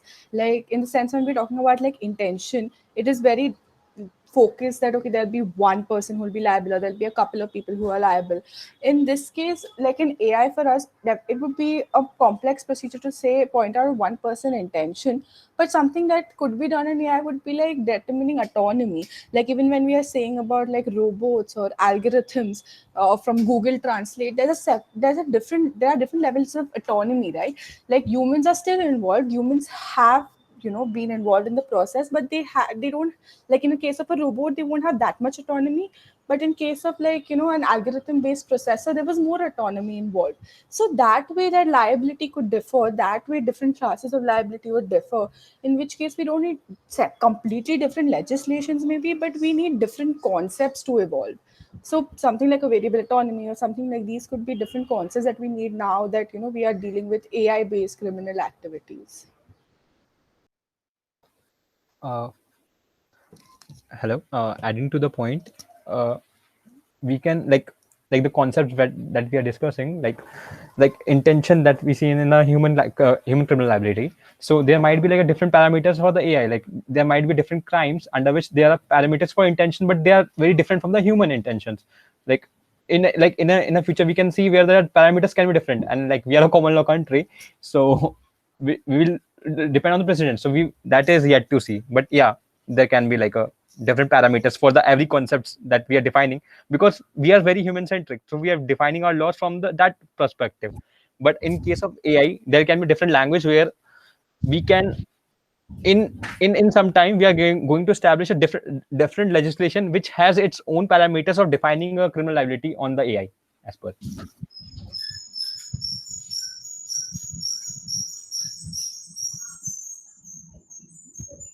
I'd like to chip in further on this. I think that I completely concur with Mr. Prakhar's point, and I think that we shouldn't really apply the same rules to AI as we do to humans. And I think that just so that we can have a more strict regime, we should apply the law of vicarious. We should apply the principle of vicarious liability when it comes to ascertaining criminal liability with respect to AI, because you can never decipher what the AI is thinking, why it is doing what it is doing. The reason behind, the rationale behind what it is doing, because you can never look into its mind essentially. And moreover, the computational ability of an AI would be thousands of times more advanced than that of a humans. So you can't even come close to computing that. So what I'm trying to say is that since we can't compute the intention of the AI, since we don't know why it has done what it is, why it has done the thing it is doing, it is best to take a safe stance, put the liability on the companies, so that at least we can have some some form of deterrence prevailing in the society when it comes to use of AI. And adding to the point, the problem comes at the place where there's difficulty in putting the liability, who shall be liable. And for this, maybe explainability of artificial intelligence needs to be focused a lot in terms of policy matters, which will ultimately help us identifying who exactly should be held liable. That's it. Thank you. That's amazing. So wonderful equations. That's really amazing. So we are done with this. Okay, just 1 minute. Okay, bring the link of the report again. Just 1 minute. Yeah, no issues to be a good spectator. You know, the best spectator is a good spectator. So not a problem. So I've got the link again. Everybody, please contribute into that. Okay. Okay. Fair enough. I think you're working on it already. So I will see it later then. So let's then understand what we need to do. So we have to pass the vote for the next motion.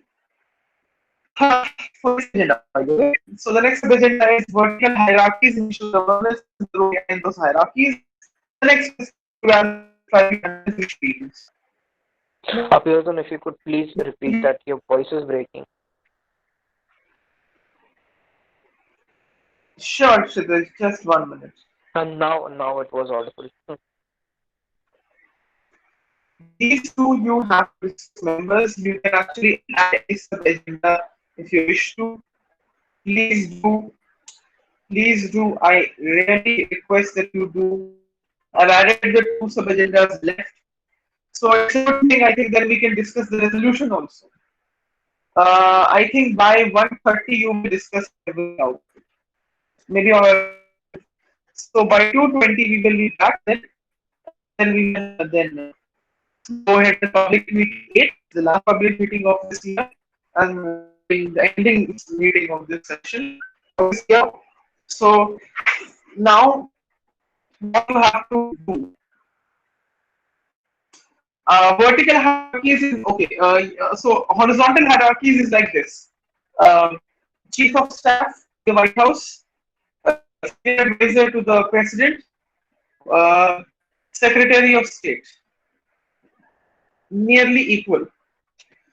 Vertical hierarchies: President, then Vice President, then Speaker of the House of Representatives, then Head of the Senate, which is Senate Majority Leader, not a Senate Majority Leader actually, Speaker of the Senate, and then the Head Majority Leader of the Senate, and so on. Then obviously uh, the State Department, and then all the officials, which is all the secretaries after the Secretary of State. So this is the vertical hierarchy. In India, we can say President, Prime Minister, Cabinet of Ministers. Then you have all those joint secretaries and IAS guys, and then you go down and you have governors. Then you have chief ministers, and blah blah blah. So I thought to make it simple. So anyway, it's blah blah blah. Uh,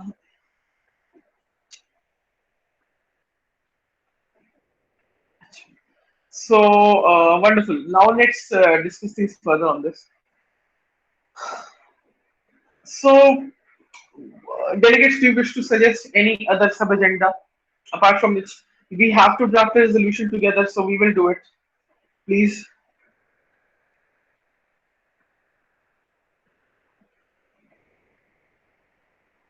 Okay, so you don't wish to suggest any other sub agenda for today? No. No. Okay.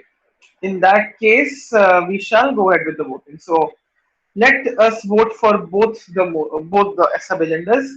The delegates have to take up each sub agenda one at a time so that a motion for passage shall be voted one by one.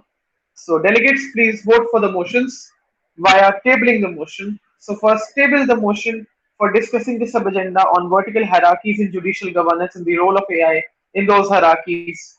Please, thank you.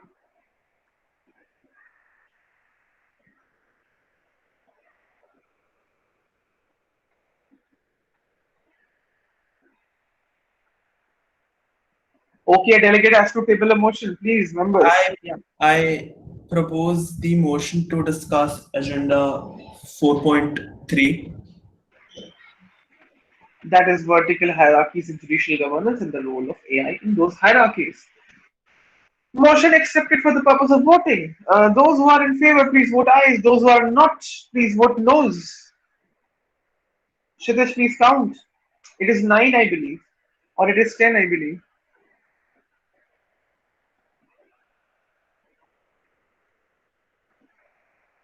Amazing. No, not a single no. 3 plus 3 plus All 3 10, plus 10 10. eyes. We It's an have 10 absolute eyes. majority. Congratulations. This motion successfully passes. For the next agenda, sub agenda 4.4, a delegate has to table a motion. Please do it. Anybody can do it. I would like to table the motion of agenda 4.4, plurality of tribunals and its dealings. Right. Uh, Motion is accepted for the purpose of voting. Those who are in favor of the same, please vote ayes. Those who are not, please vote noes. Thank you.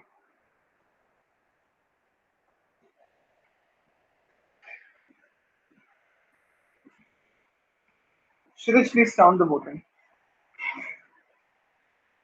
Majority not reaching, please vote members. It's important. 3 plus 3 plus 1, 7. Three more people left. Please do vote. 3 of 8 eyes. How many ayes? 8. 8. Two more people. Please vote. Who have not voted, please vote. Prantik, please vote. You can vote no's also if you wish to. It's perfectly fine, but please vote. Yeah. Uh, 9. yeah. Somebody you have not voted. Please vote. Okay, done. All right. Majority, absolute majority. This motion successfully passes. So we shall discuss all the sub agendas, which is embracing, and it will be fun.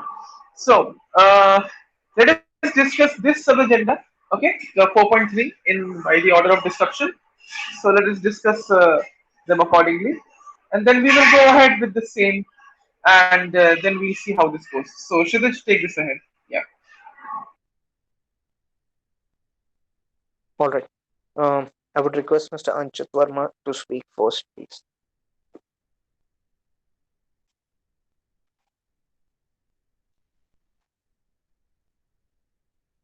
Anchit, I hope your mic is working.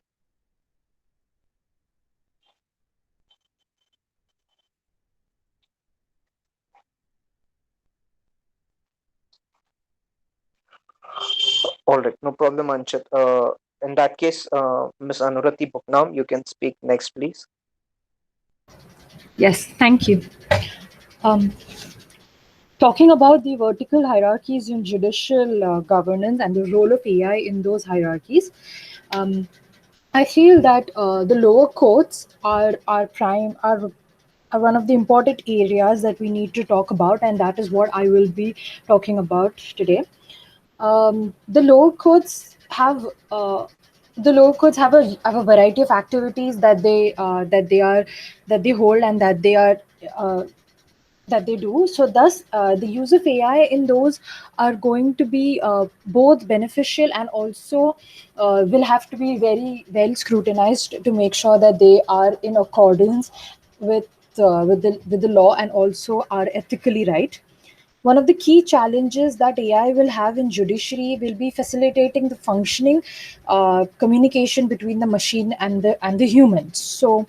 Um, there will still prevail the questions of bias and transparency and privacy, but lower courts a lot of lower courts might not have the same resources as that we would know that the Supreme Court or rather the higher courts would have in the country. uh, so therefore, it makes it a little difficult to have the use of AI in these lower codes if they lack the resources. Also, there'll be cultural challenges that will exist because a lot of areas will not be open or will not have the same mindset towards AI, and also will have difficulty in approaching the same. Now, there have been, especially in this COVID-19 pandemic, there has been the rise of filing systems and also online courts which have come up, and that has been very beneficial and has helped a lot of way. One of the main aims that Indian judiciary is hoping for with the advent of AI is to uh, stop its backlog. I'm sorry, but the timer hasn't started. Is that all right? Yeah, please go ahead. You've already speaking for a couple of minutes, so that's Yeah, fine. that's completely fine. Okay. So, as I was saying, that we have seen that in the Indian judiciary aims to have the AI work with removing the backlogs and also keeping up with the cases and also making sure that the judgments are delivered on time, as our CGI has mentioned in some recent interviews that he aims that AI will bring about these changes. So the filing systems which have come up is a cumbersome process, but is also very good as it allows an individual to not get out of the premises in the lockdown, but also do a lot of the important work and procedural work which is cumbersome via sitting behind a computer. Uh, Electronic filing at the same time is one of the first steps that will be needed for a deep learning AI, as that will be the first primary data that will be needed as we take precedence from our previous cases. It will give the country access to a 24-hour filing, which is already being done. But however, it also brings back. I would like to bring back the focus to our lowest economical strata, and how this will be a problem, and how there will arise issues which have to be tackled with. There will be issues with with relation to unemployment, maybe if we talk about the job of this is simple but more, but really important as a person in the courts, being the clerks. A lot of their activities have been taken away from them.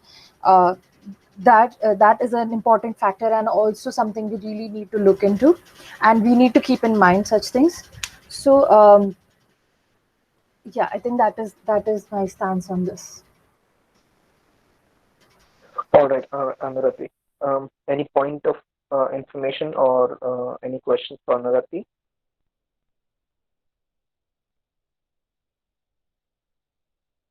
Okay, all right. Anchit, is the mic better now? I would like to go later. There is a mic issue. No problem. Anchit, is your mic working now? Okay, all right. Until Anchit and Dave sort their network issues out, I think Ms. Kashvi Shetty can speak next, please. Yes.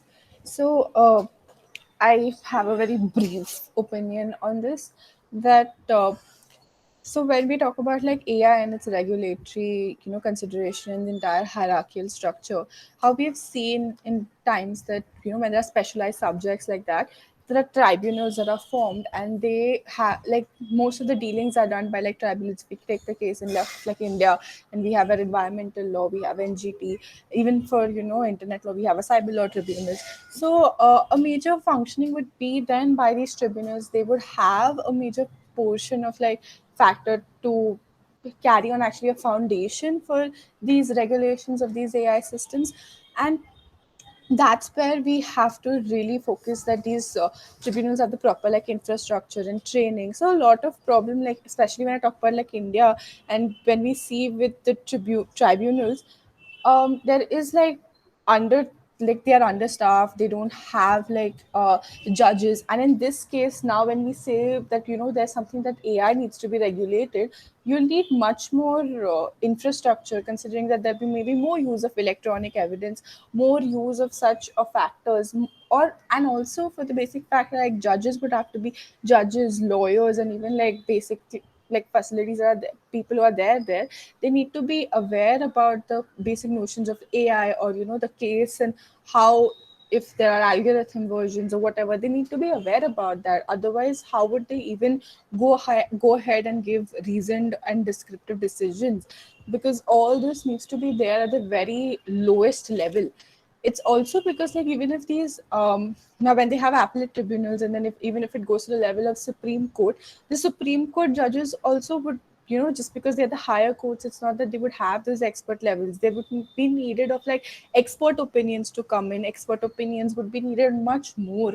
And also it would be these tribunals decisions, or these lower courts decisions, and how they reasoned it out is also a basis for how the higher courts will take the appeal or take the ruling ahead. So therefore, if at a very fundamental level we have our training capacities, our capabilities to at least go ahead and take a reasoned decision, that's how at a like the AI criminal activities can be regulated. And also like a very pressing point which I think would be there in the whole governance structure is that AI activities are something that happen at a very quick level. Like the pace is such that probably after a point of time it would not even be traceable. So when we deal with such activities, how are the whole like court structure going to deal with it? Now if I start with a tribunal and go till the apex court, it would take me years and years. Now when I'm dealing with an AI enabled crime, which probably will lose like value to deal with even in a couple of minutes. So definitely a couple of minutes is like a problem, but at least like an efficient manner to go ahead when already we like there's a lot of judicial overload. So what do we do in that sense? And definitely the whole, like we discussed, the concepts and parameters need to be determined. Also, like what is the pace, and how are these lower codes going to develop those capabilities to deal with such situations? Yeah, that would be my position in subject. Thank you. Okay, all right. Any point of information for Kashvi or any questions?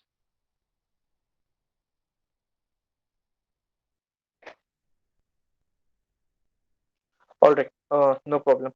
Uh, Mridutpal Bhattacharya, you can speak next, please.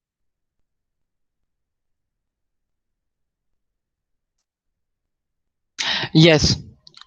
So I have personally always been of the opinion that AIs should be included at every rung of the ladder of the judiciary.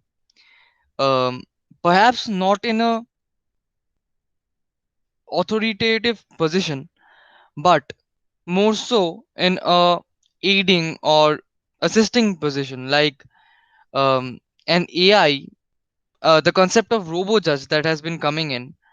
Robo judge can be appointed alongside a human judge to make sure that the decisions aren't biased, or that the judiciary in that certain case has not been corrupted. Um, and further, the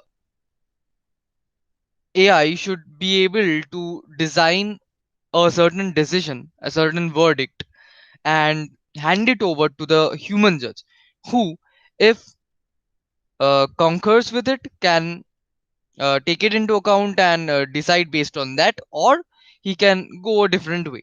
Now, in which case, when he goes a different way, I think there should be a committee to investigate into the matter, whereby obviously only when a report is filed by the respective human judge that this and the reasons why I did not follow the advice of the AI, and if the reasons aren't satisfactory, then formal investigation can be launched by the committee. However, I really don't think that this would actually be feasible in India anytime soon, or perhaps never. Anyway, my opinion is that AI should be included at every rung of the ladder, and I think that would be of huge benefit to the nation. Thank you.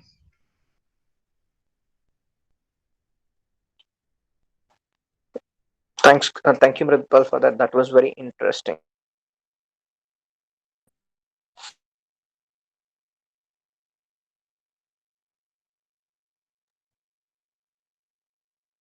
Okay, so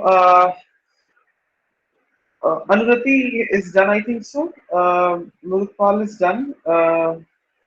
Shilaj, I need to confirm. So Dev and Kashmi have spoken, right?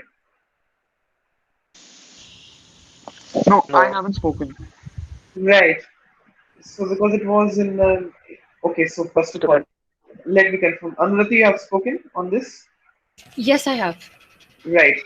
Kashmi, you have, Yes. right? Dev, it's your turn. Go ahead. Yeah. Okay, am I audible? Yes, yes. Okay, I'll begin. So, with regards to the next sub agenda, that is the vertical hierarchies in judicial governance, I would like to say that with the increase in the global interest, when it comes to the development in technologies such as artificial intelligence is concerned, the Indian judiciary has seen quite a lot of development, quite a lot of significant development. So, the Chief Justice of India, Justice Bobde, had announced the launch of a neural machine translation, the NMT tool called SUVAS, that is the Supreme Court Vidik Anuvad software, which was capable of translating orders and judgments in English to 9 vernacular languages. Now, he also expressed the optimism towards the use of AI to improve the overall efficiency of the Indian judiciary, thereby lessening its perennial backlog of cases. However, despite there being innumerable developments and the deployment of transformative technology in AI and in the Indian judiciary, there are a lot of challenges which persist before AI could be, successfully implemented in the Indian judiciary and in the courts. Now, the district courts are still in a condition wherein matters are, piled up, and it is difficult to conceive such technologies given the scarcity of open access to judicial information and data sets, a fact which needs to be discussed before implementation of this. Now, the COVID-19 outbreak has sparked innumerable conversations with regards to the technological intervention, such as video conferencing and how it needs to be adapted in Indian courts. Now, video conferencing for hearing matters is successfully working in courts like the Supreme Court and the High Court.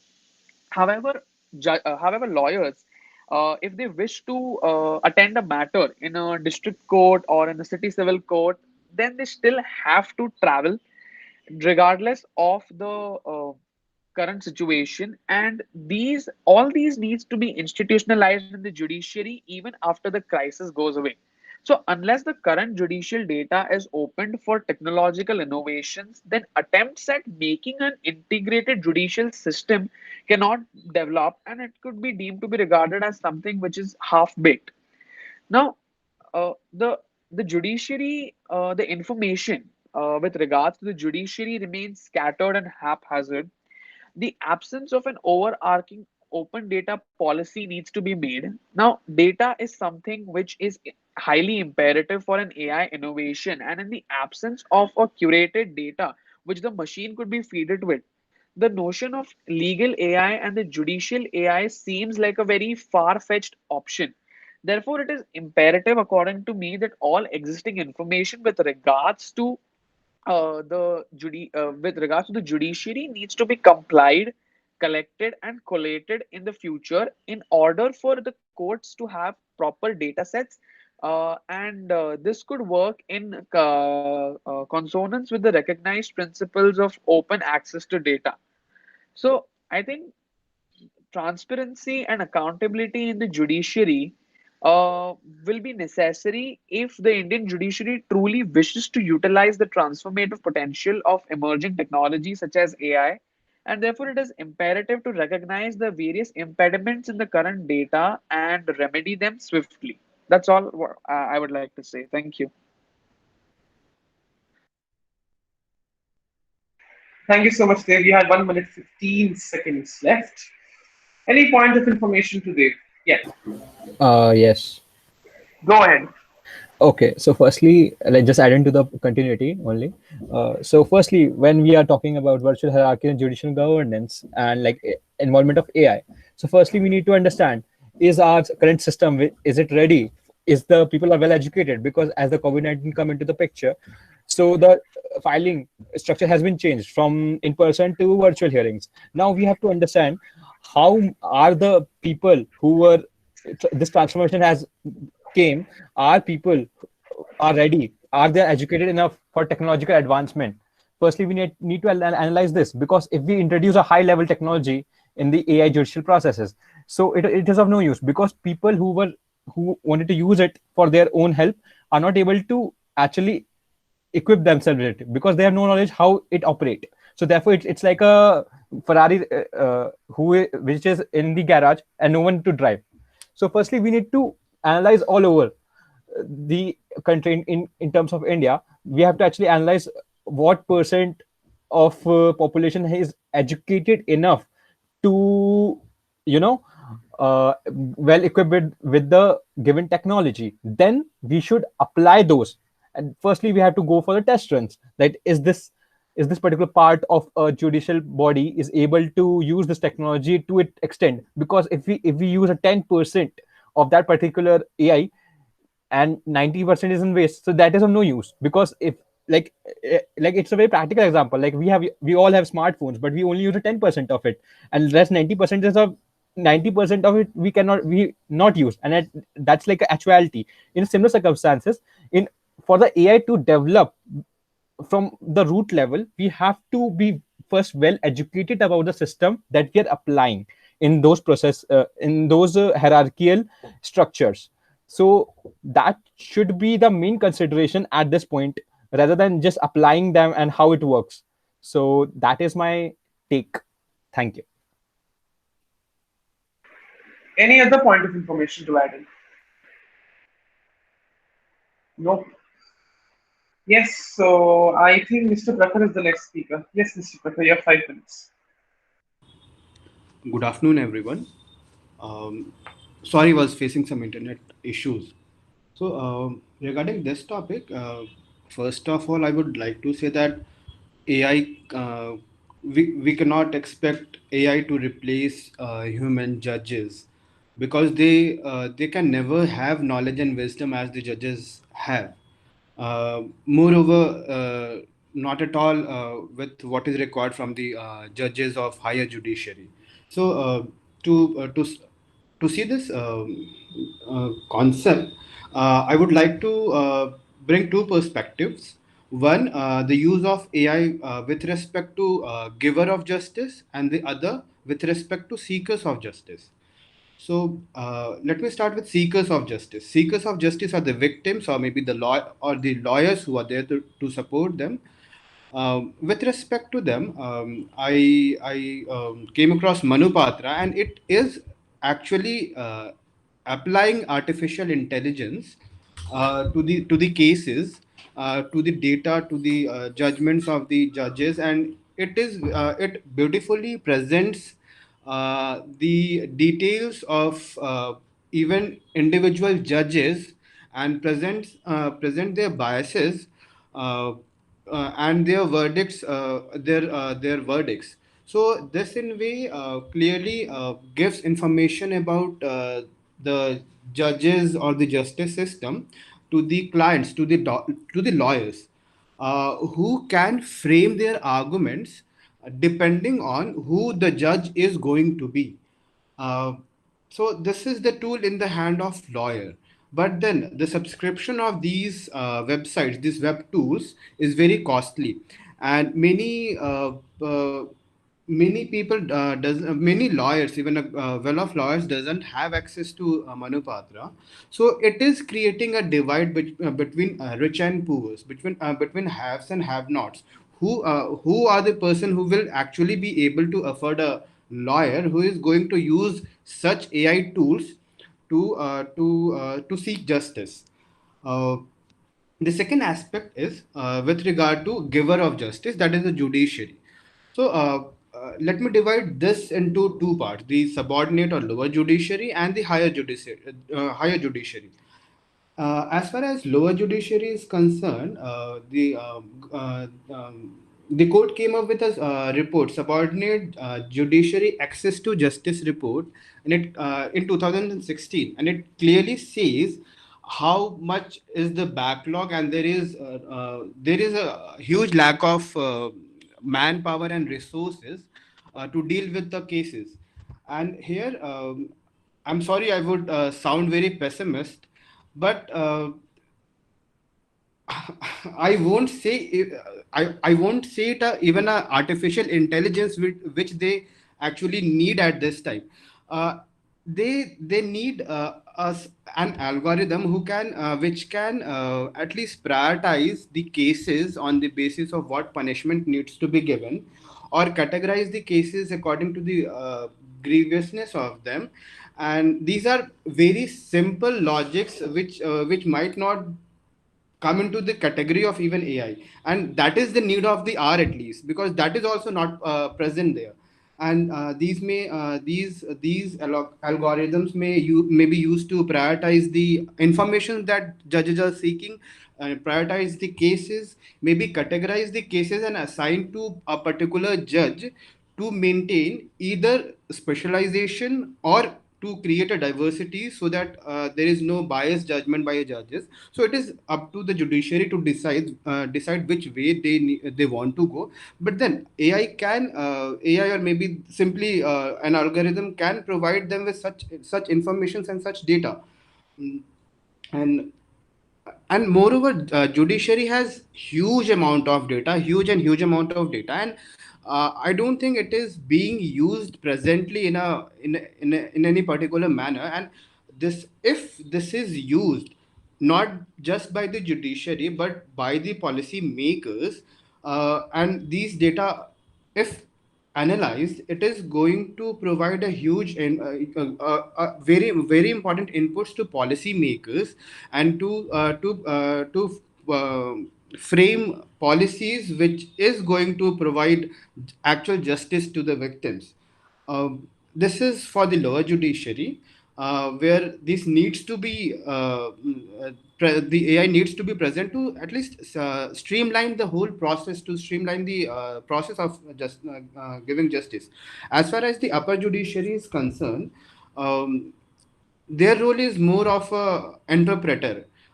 They apply more of a subjective mind, and therefore the role of AI in assisting judges to coming to arrive at a decision is sort of limited to providing them with the information and relevant data. But ultimately, the kind of interpretation that is required at that level needs a human interface, and it needs huge knowledge and wisdom of the judges, which AI is not going to is never going to replace, I think. um, and another aspect for higher judiciary is AI can be used to keep an overview and to eliminate the problems of lower judiciary, and AI can provide them with a tool through which they can streamline the whole process of the judicial system. And therefore, I think these are the roles that AI can have in upper and lower judiciary, as well as with respect to giver of justice and the seekers of justice. Thank you.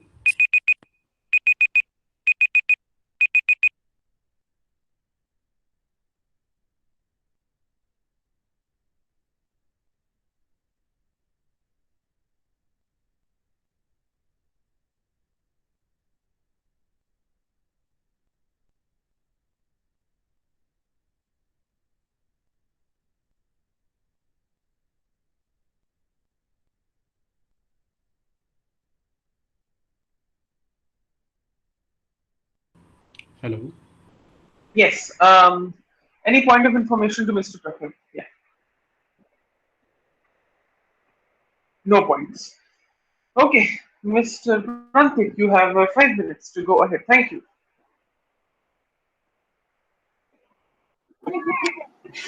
Thank you, Vivardhan. So, as we know, the role of artificial intelligence technology in contemporary jurisprudence is attracting a worldwide attention. So, the Global Judicial Integrity Network at the United Nations Office on Drugs and Crime has researched on this issue. And AI systems are able to process a myriad of data quickly and accurately, make them a valuable tool for judiciaries burdened with a high workload. So they are not only like aimed at increasing judicial efficiency, but also at ensuring the consistent fulfillment of judicial functions and increasing public confidence in the judiciary.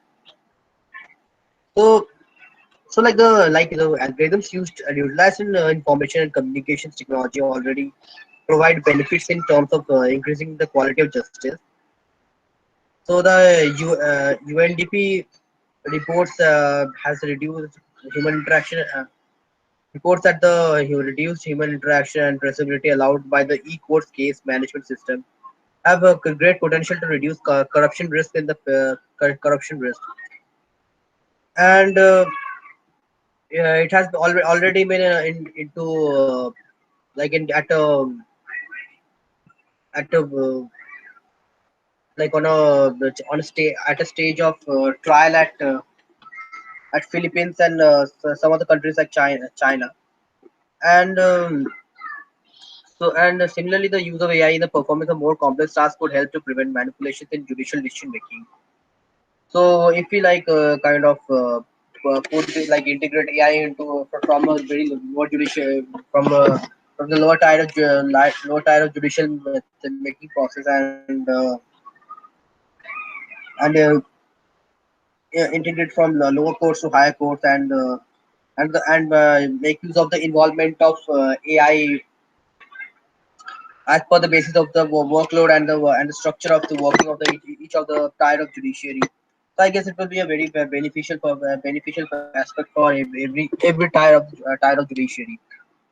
I guess like I 1 week back I read about that like India still has two crore pending cases. So I guess if AI can be integrated and put into the system of into the judiciary, I guess it will quite solve quite a lot of problems. And I guess We can also think about like substituting like human judges in with the AI judges in at fast track courts and all. So I guess that would foster and speed up the process of judicial of the decision making process, and it might actually help in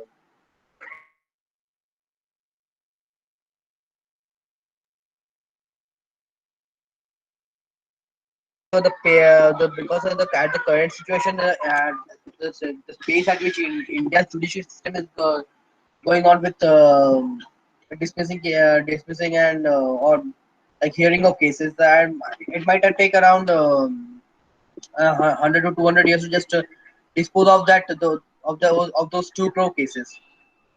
So I guess yeah, AI might be a very good potential benefit for us, but yeah, we have, at the same time, as I talked about earlier, that AI biases is real, and we have to check those aspects too. And until unless like we oversee the pros and cons of every technology we integrate into problem solving skill, so it won't do much of a grade, because when you are seeing a benefit of it, we have to see the flaws of it too. And yeah, I guess until unless we achieve the feat of artificial super intelligence, I guess at the current situation of AI development, I guess it won't be a very much of a useful work, and it will only be much more limited to just research and for research purpose only. So yeah, if but yeah, like even as recent studies and policy documents show, that artificial intelligence poses significant challenges for judicial in terms of reliability, transparency, and accountability. And in cases where machine learning and predictive analysis were involved in the judicial decision making process, there's a high risk that technical tools are replacing the discretionary power of judges and judicial officers, creating an accountability problem. So it is crucial for the that the judges are aware of the limitations of each technology to ensure compliance with judicial integrity and values endorsed by the Bangalore principles of judicial conduct. So yeah, this is my point on it. Thank you so much.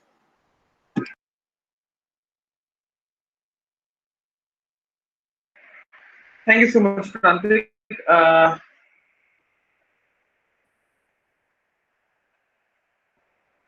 So we would have a point of information if there is for Prantik. Is there any point of information?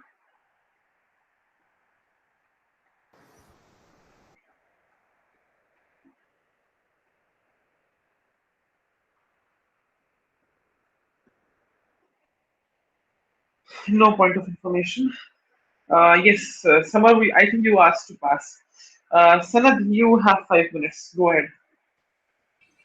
I guess when it comes to the use of AI amongst the different rungs of judiciary, I'd argue that until and unless you develop an AI which is a pure being of logic, it shouldn't be used to pass judgments or decrees in case of judges, or even be used as a robot judge to create any form of bias in the judge's views, because we've often seen through live examples as practiced in the US that programs like Compass and other AI powered programs, they are essentially working on the basics of statistics and the data which they are fed. Now, it is a well settled observation that the black community in the United States has been prosecuted, falsely prosecuted at times, a lot more than the white community, and they have been given harder, like longer sentences for even minuscule crimes. So if such data is fed into any form of an AI driven device, that would obviously lead to biased results.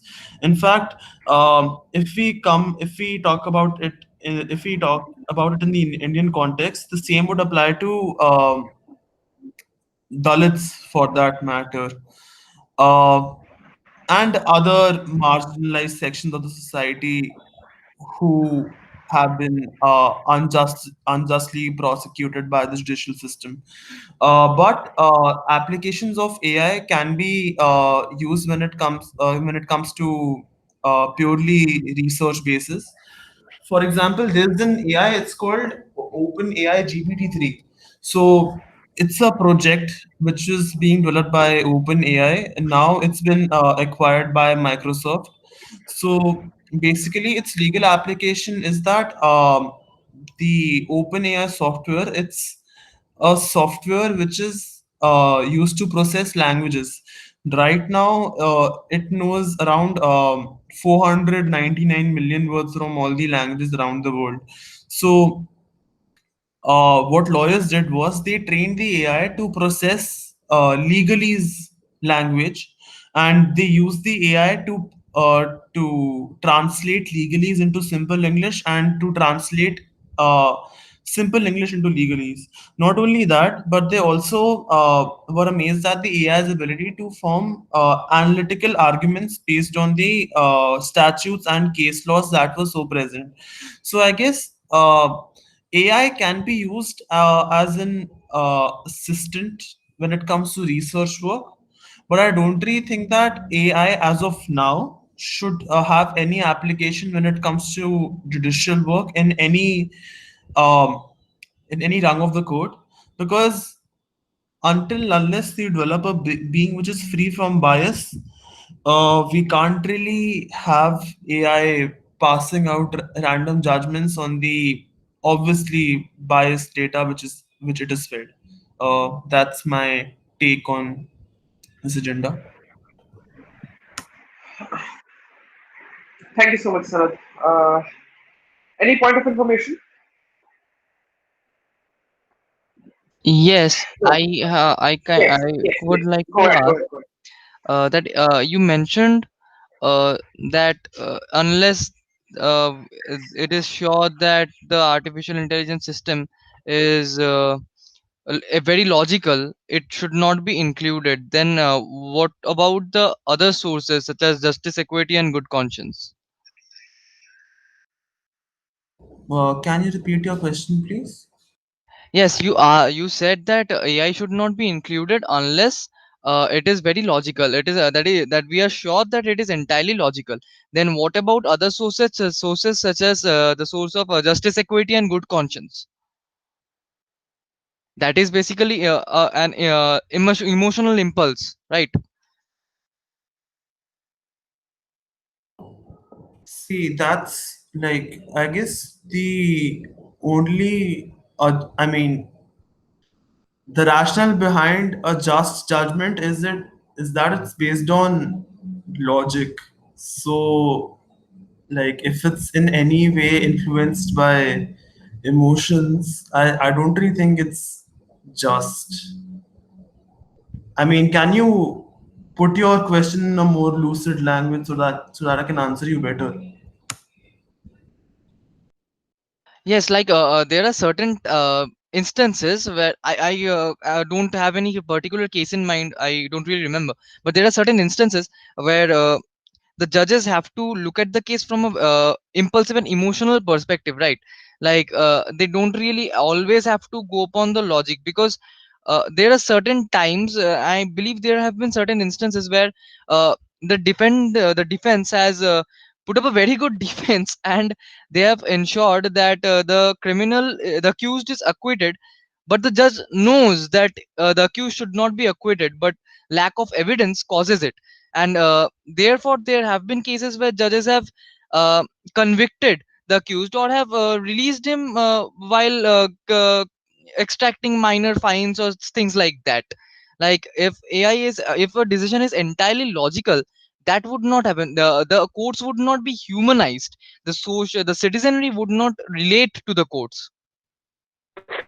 If I can add to this question, so like a more realistic example would be, suppose you take like there's a minority quota which is like there, but still sometimes the court goes up over and above that, considering that there are challenges that this sector faces. Though in the like even in the prior precedents or something, it's stated that you cannot go above this percentage. But considering social and social factors of that community, at times such decisions are taken. If I mean, I don't know if I'm talking the same perspective as him, but how do you expect an AI to understand those perspectives? I guess when it comes to such cases, if we have ever happen to develop an AI which is bias free, an AI won't be able to take into account such factors. And I guess the courts would lose an element of humanity in them. Uh, so I guess maybe in such cases where the society is affected at large, and there needs to be something needs to be some social reform needs to be produced through judicial intervention. AI would obviously be not be able to respond with respect to that matter. So I guess we could retract the use of AI in such cases and keep like for example keep the use of AI in only fact-based cases such as commercial disputes.